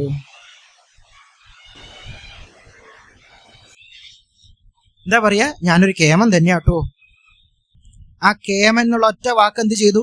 അതൊരു വഹയായിട്ട് അവിടെ എടുത്തു വെച്ചു. ഇന്ന് അമ്പലത്തിൽ കയറിക്കഴിഞ്ഞാൽ ഈ വഹകൾ തട്ടിയിട്ട് നമുക്ക് നടക്കാൻ പറ്റില്ല. ബലിക്കല്ലൊരു നടക്കല്ലൊരു വഹയുണ്ടാവും. നമസ്കാര മണ്ഡപത്തിന്റെ മുന്നിൽ ഒരു വഹയുണ്ടാവും. കല്യാണിക്കുട്ടി അമ്മ വഹ, ഗോവിന്ദൻ വഹ, നാരായണി വഹ. പ്രദക്ഷിണ വീതിയിൽ മുഴുവൻ വഹകളാണ്. ഓരോ കല്ലും നമ്മൾ കൊടുക്കുമ്പോൾ മാധവൻ വഹ, ഗോവിന്ദൻ വഹ, കൃഷ്ണൻ വഹ. അത് അവിടെ എഴുതി വെച്ചാലും മനസ്സിൽ എഴുതി വെക്കാണ്ടിരിക്കുക. അവിടെ എഴുതി വെച്ചോളൂ, കേമായിട്ട് എഴുതി വെച്ചോളൂ. പക്ഷെ എന്ത് ചെയ്യാണ്ടിരിക്കുക? അത് നമ്മൾ മനസ്സിൽ എഴുതി വെക്കാണ്ടിരിക്കുക. അതും ബന്ധനാണെന്നാ പറയാ. നല്ലൊരു കാര്യം ചെയ്തു, ഞാൻ കേമൻ തന്നെയെന്ന് വിചാരിച്ച അത് ബന്ധനാണെന്നാ.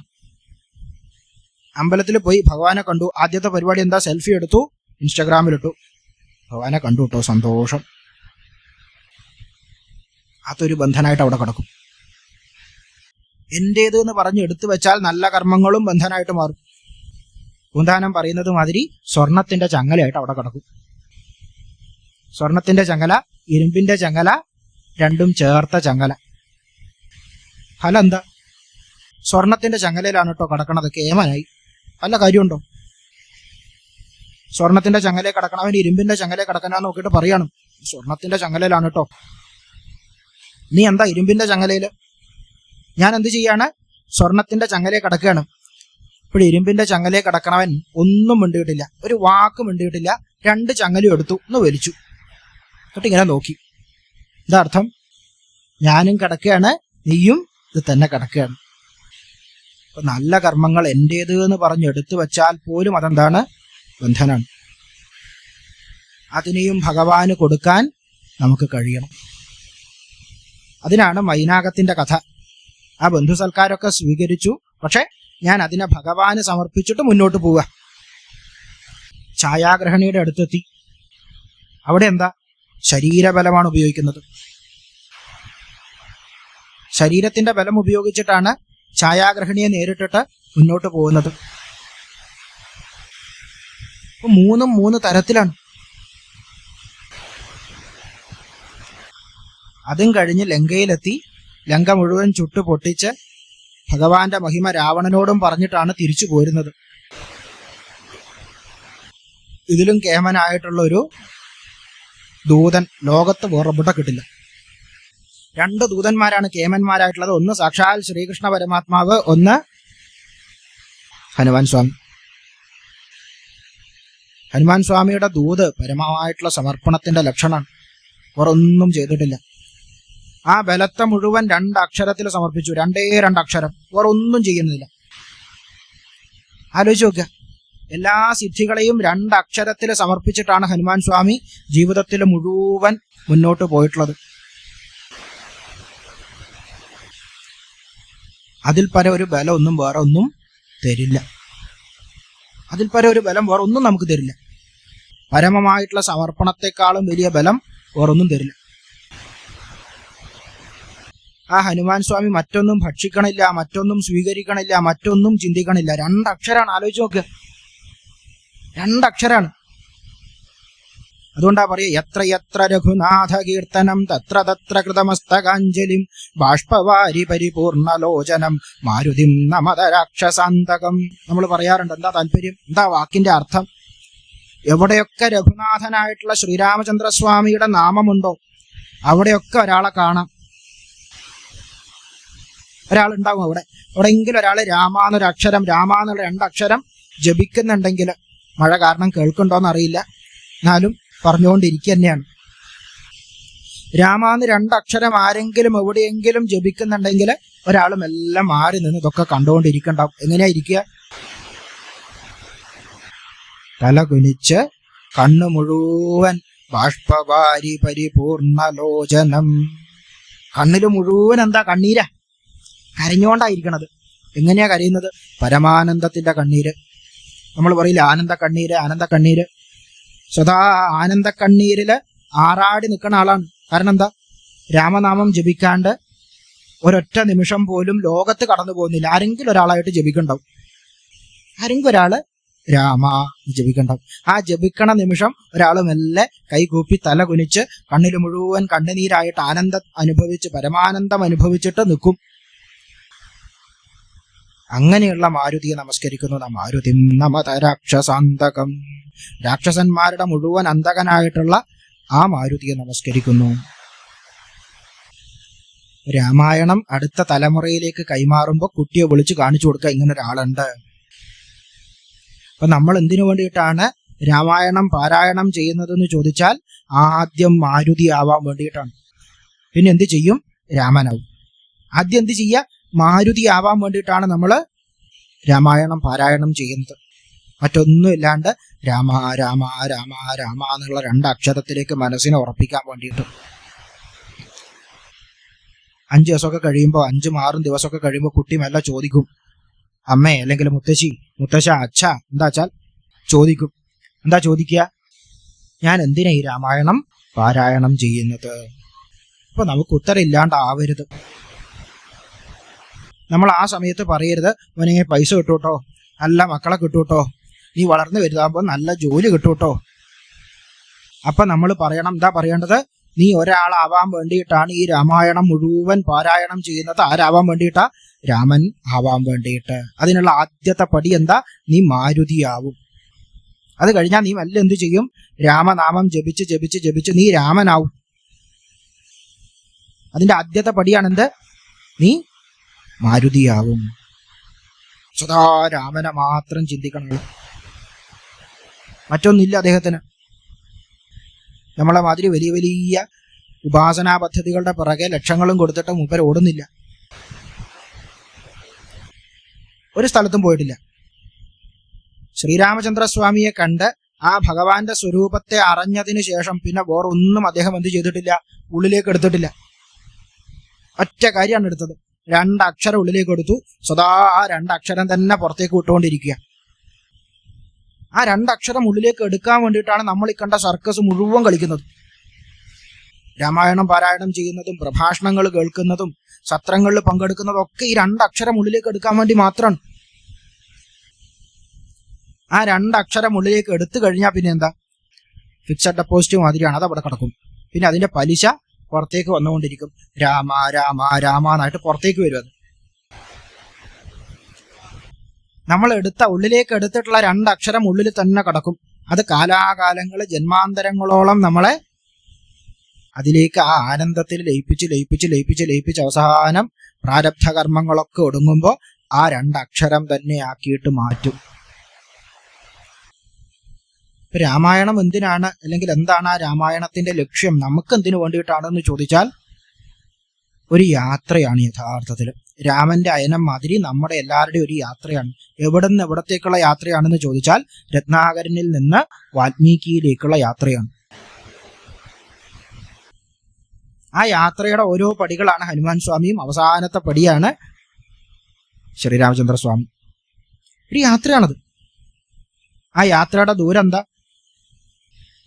10 കിലോമീറ്റർ, 100 കിലോമീറ്റർ, 20 കിലോമീറ്റർ, അങ്ങനെ കിലോമീറ്റർ കണക്കിലോ യോജന കണക്കിലോ പറയാൻ പറ്റില്ല. അക്ഷരക്കണക്കിന് പറയാം. 2 അക്ഷരം. ആ 2 അക്ഷരാണെന്ത്? രാമ. ആലോചിച്ച് നോക്കുക. അധ്യാത്മരാമായണത്തിൽ വിസ്തരിച്ച് പറയുന്ന ഭാഗമാണ് രത്നാകരന്റെ ആത്മകഥ, അല്ലെങ്കിൽ വാൽമീകി മഹർഷിയുടെ ആത്മകഥ. രത്നാകരൻ എന്ന് പറയുന്ന കാട്ടാളനാണ്.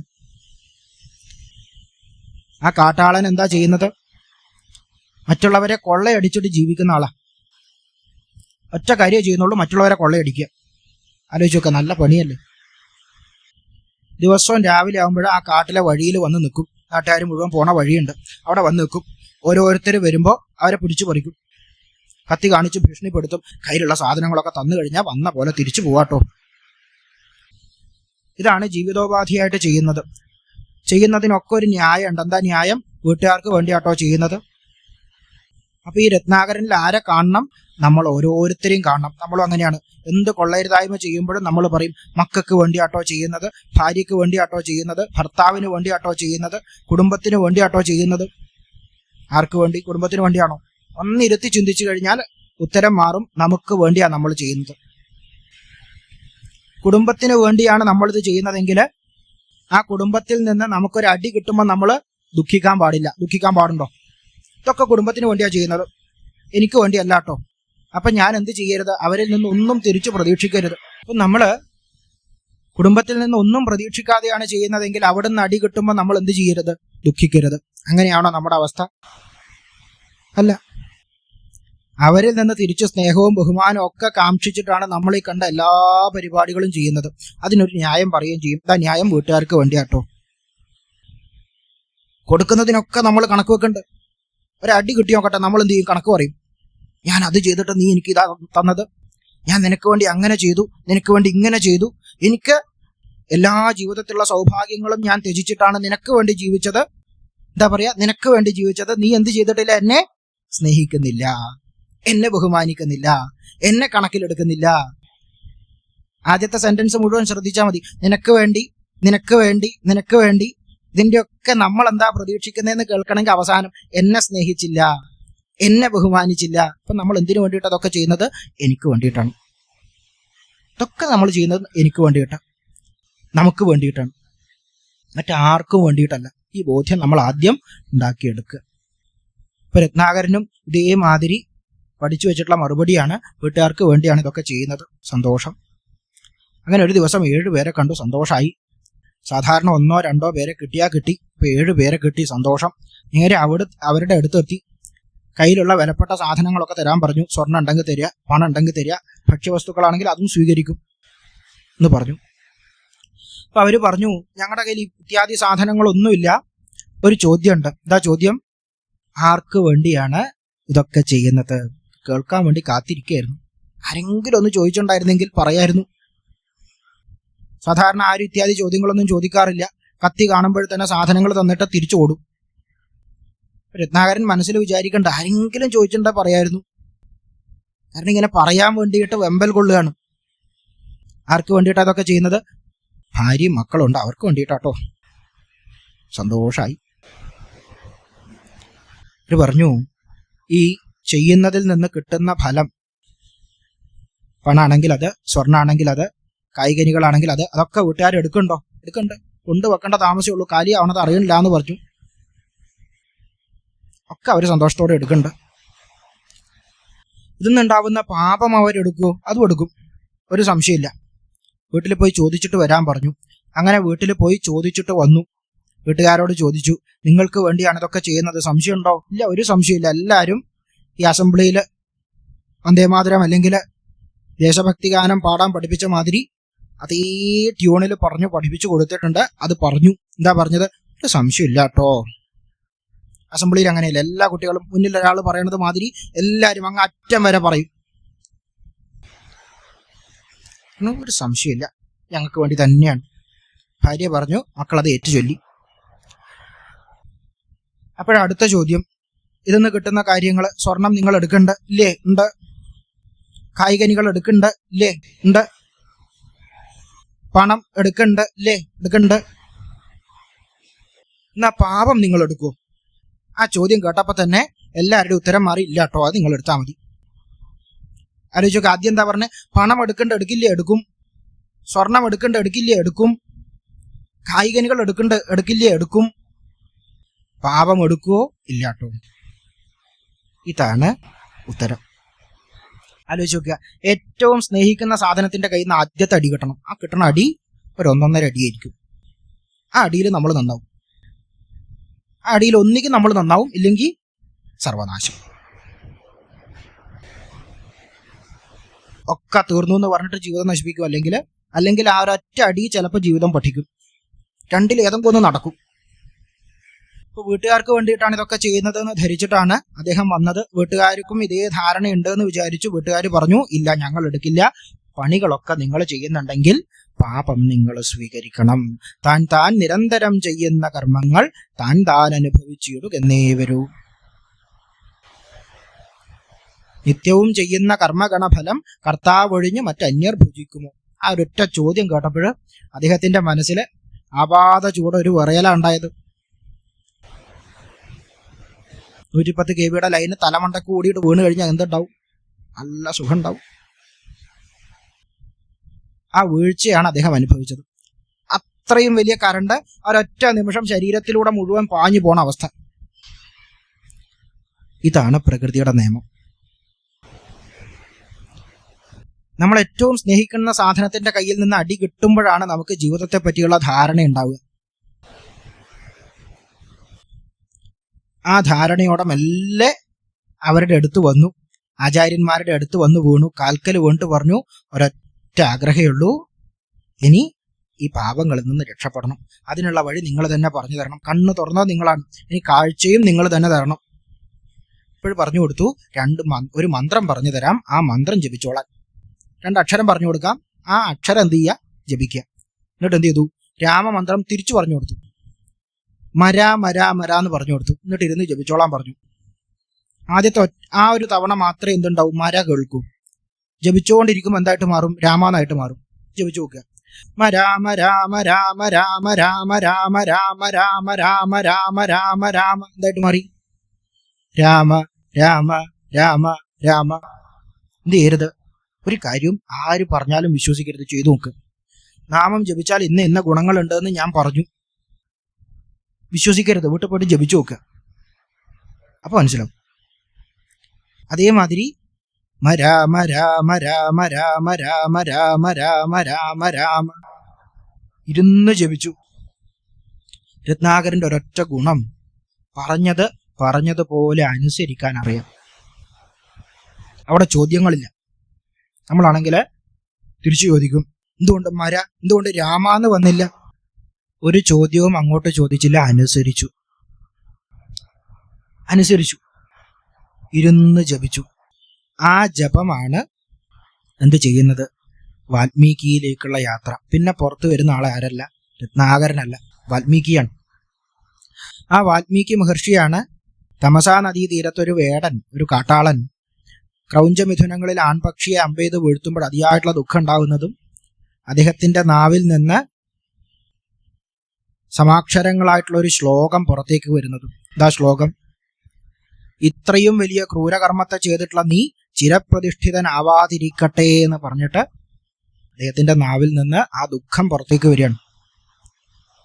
ആ ഋഷീശ്വരന്റെ മഹിമ അറിയണമെങ്കിൽ അവിടെ നമ്മൾ നിർത്തരുത്, അവിടെ ഫുൾ സ്റ്റോപ്പ് ഇടരുത്, അതിനപ്പുറത്തേക്ക് വായിക്കണം. ഇതിന്റെ അപ്പുറത്തേക്ക് രസകരമായിട്ടുള്ള ഒരു കാര്യമുണ്ട്. അത് കഴിഞ്ഞപ്പോൾ പിന്നെയും ദുഃഖമാണ്. ഞാൻ ഇവനെ ശപിച്ചല്ലോ, നല്ലത് പറഞ്ഞു കൊടുക്കണ്ട, ഞാൻ ശപിച്ചല്ലോ. അതാ ദുഃഖം. ആചാര്യന്മാരുടെ പ്രത്യേകത അതാണ്. അവര് പ്രപഞ്ചത്തെ മുഴുവൻ കരുണയോടെ മാത്രമേ കാണൂ. ഇപ്പോൾ കൂടെ ഇരുന്ന ഭരദ്വാജാദി ശിഷ്യന്മാരോട് പറഞ്ഞു, എന്റെ നാക്കിൽ നിന്ന് എന്താണോ പുറത്തു വന്നിട്ടുള്ളത് അത് വാദ്യഘോഷാദികളോട് കൂടിയിട്ട് ആലപിക്കാൻ പറ്റുന്ന കാവ്യം മാത്രമായിട്ട് ഭവിക്കണം, ശാപമാവരുത്. തെറ്റിദ്ധരിക്കരുത് ആൾക്കാര്, ഇത് ശാപമായിട്ട് എടുക്കരുത് എന്ന് പറഞ്ഞു. കാരണം ആചാര്യന്മാര് ചെയ്യുന്നതാണ് അത് ആചാരമായിട്ട് മാറും. ഒരാളൊരു തെറ്റ് ചെയ്തു കഴിഞ്ഞാൽ അയാൾക്ക് നല്ല വഴി ഉപദേശിക്കാണ്ട് അയാളെ ശപിക്കുന്നത് ഒരു ആചാരമായിട്ട് മാറരുത് എന്ന് ബോധ്യം അദ്ദേഹത്തിനുണ്ട്. ആശ്രമത്തിൽ വന്നപ്പോഴും മതിയായിട്ടുള്ള ദുഃഖം. എന്താ ദുഃഖം? ഞാൻ ശപിച്ചല്ലോ.